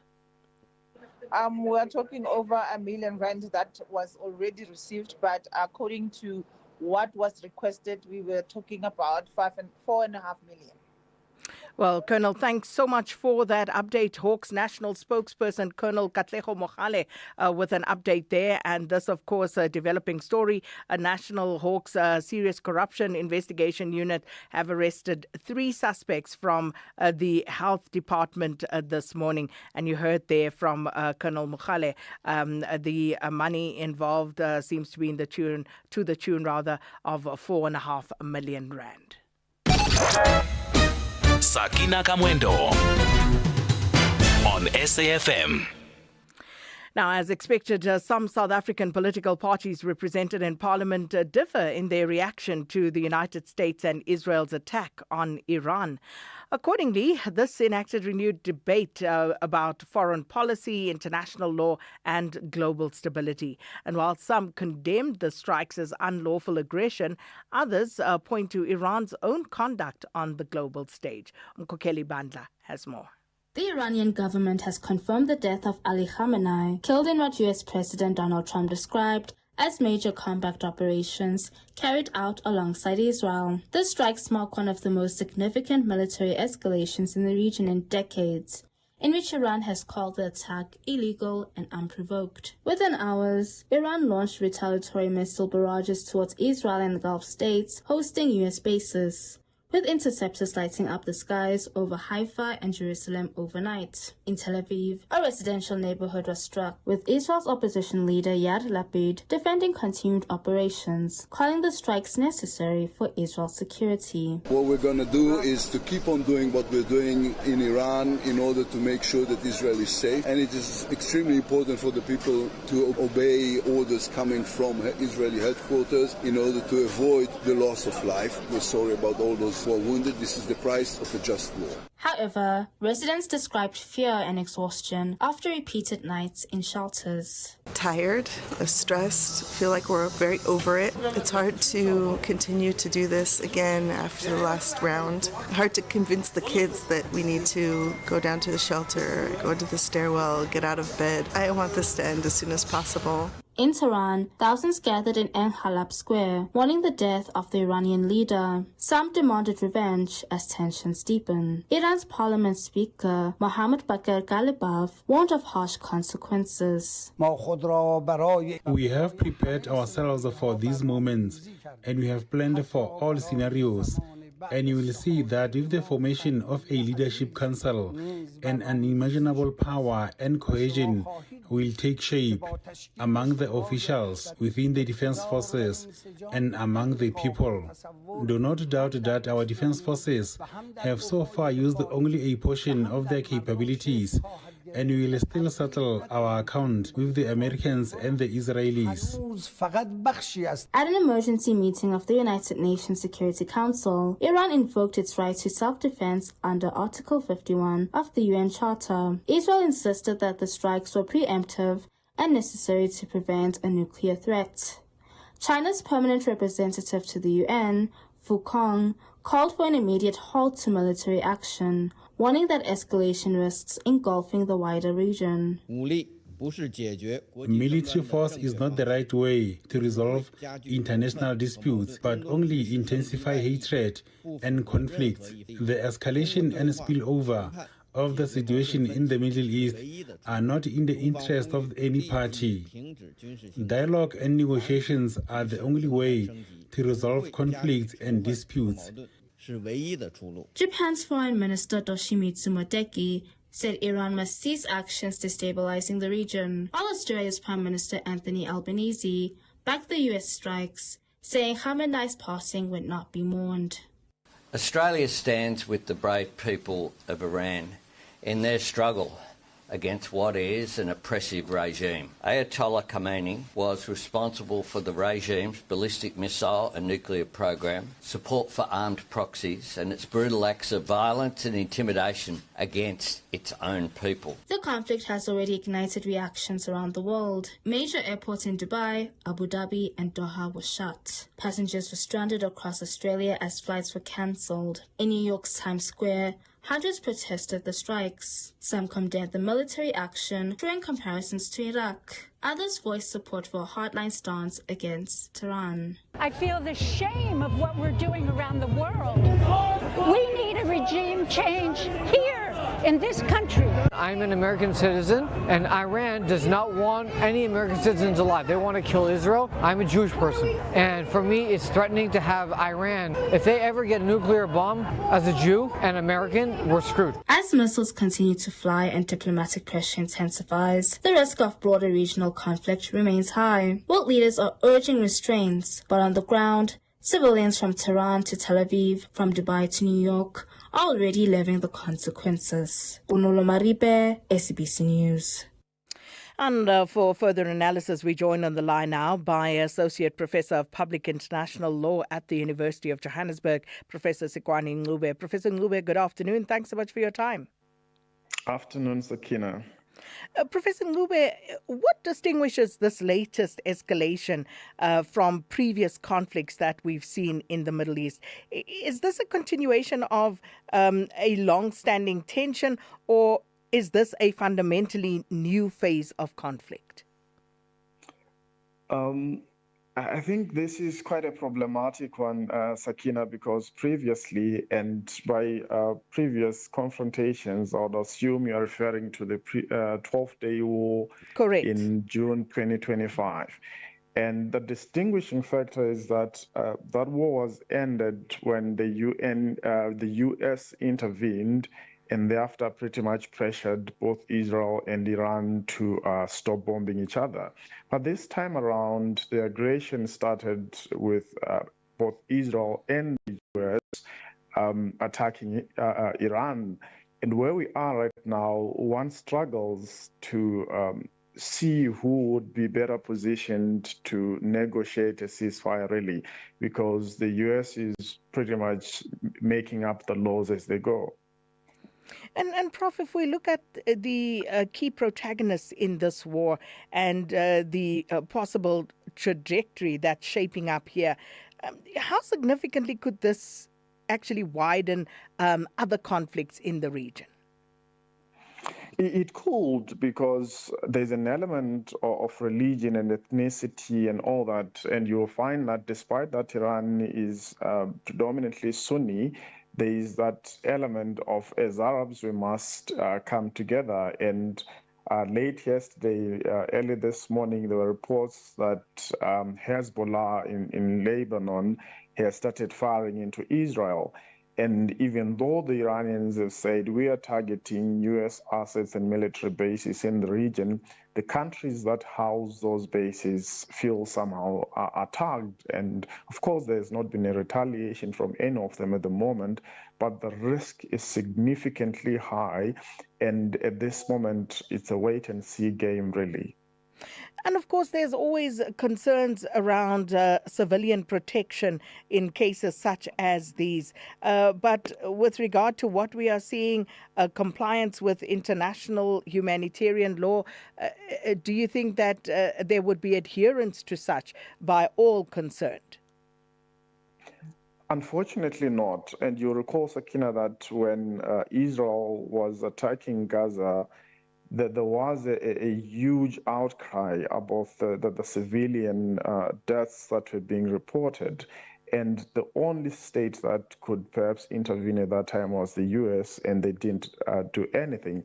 And on the first day of the attacks, we were told that more than 150 schoolgirls were killed in Iran.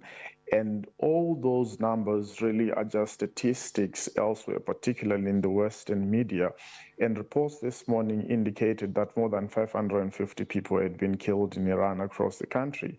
And when you look at the reports that we see in the US and other Western media, you find that it's the death of 3 American soldiers that has taken the headline. And this is seen as perhaps an element that is going to push the US into escalating their attacks. So there's absolutely no chance that international law will be given a prominence in this exchange of fire.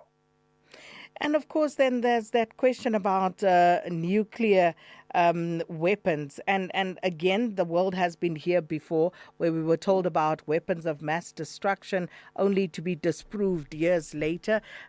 How should this issue be approached this time around? That is the puzzling aspect of it also.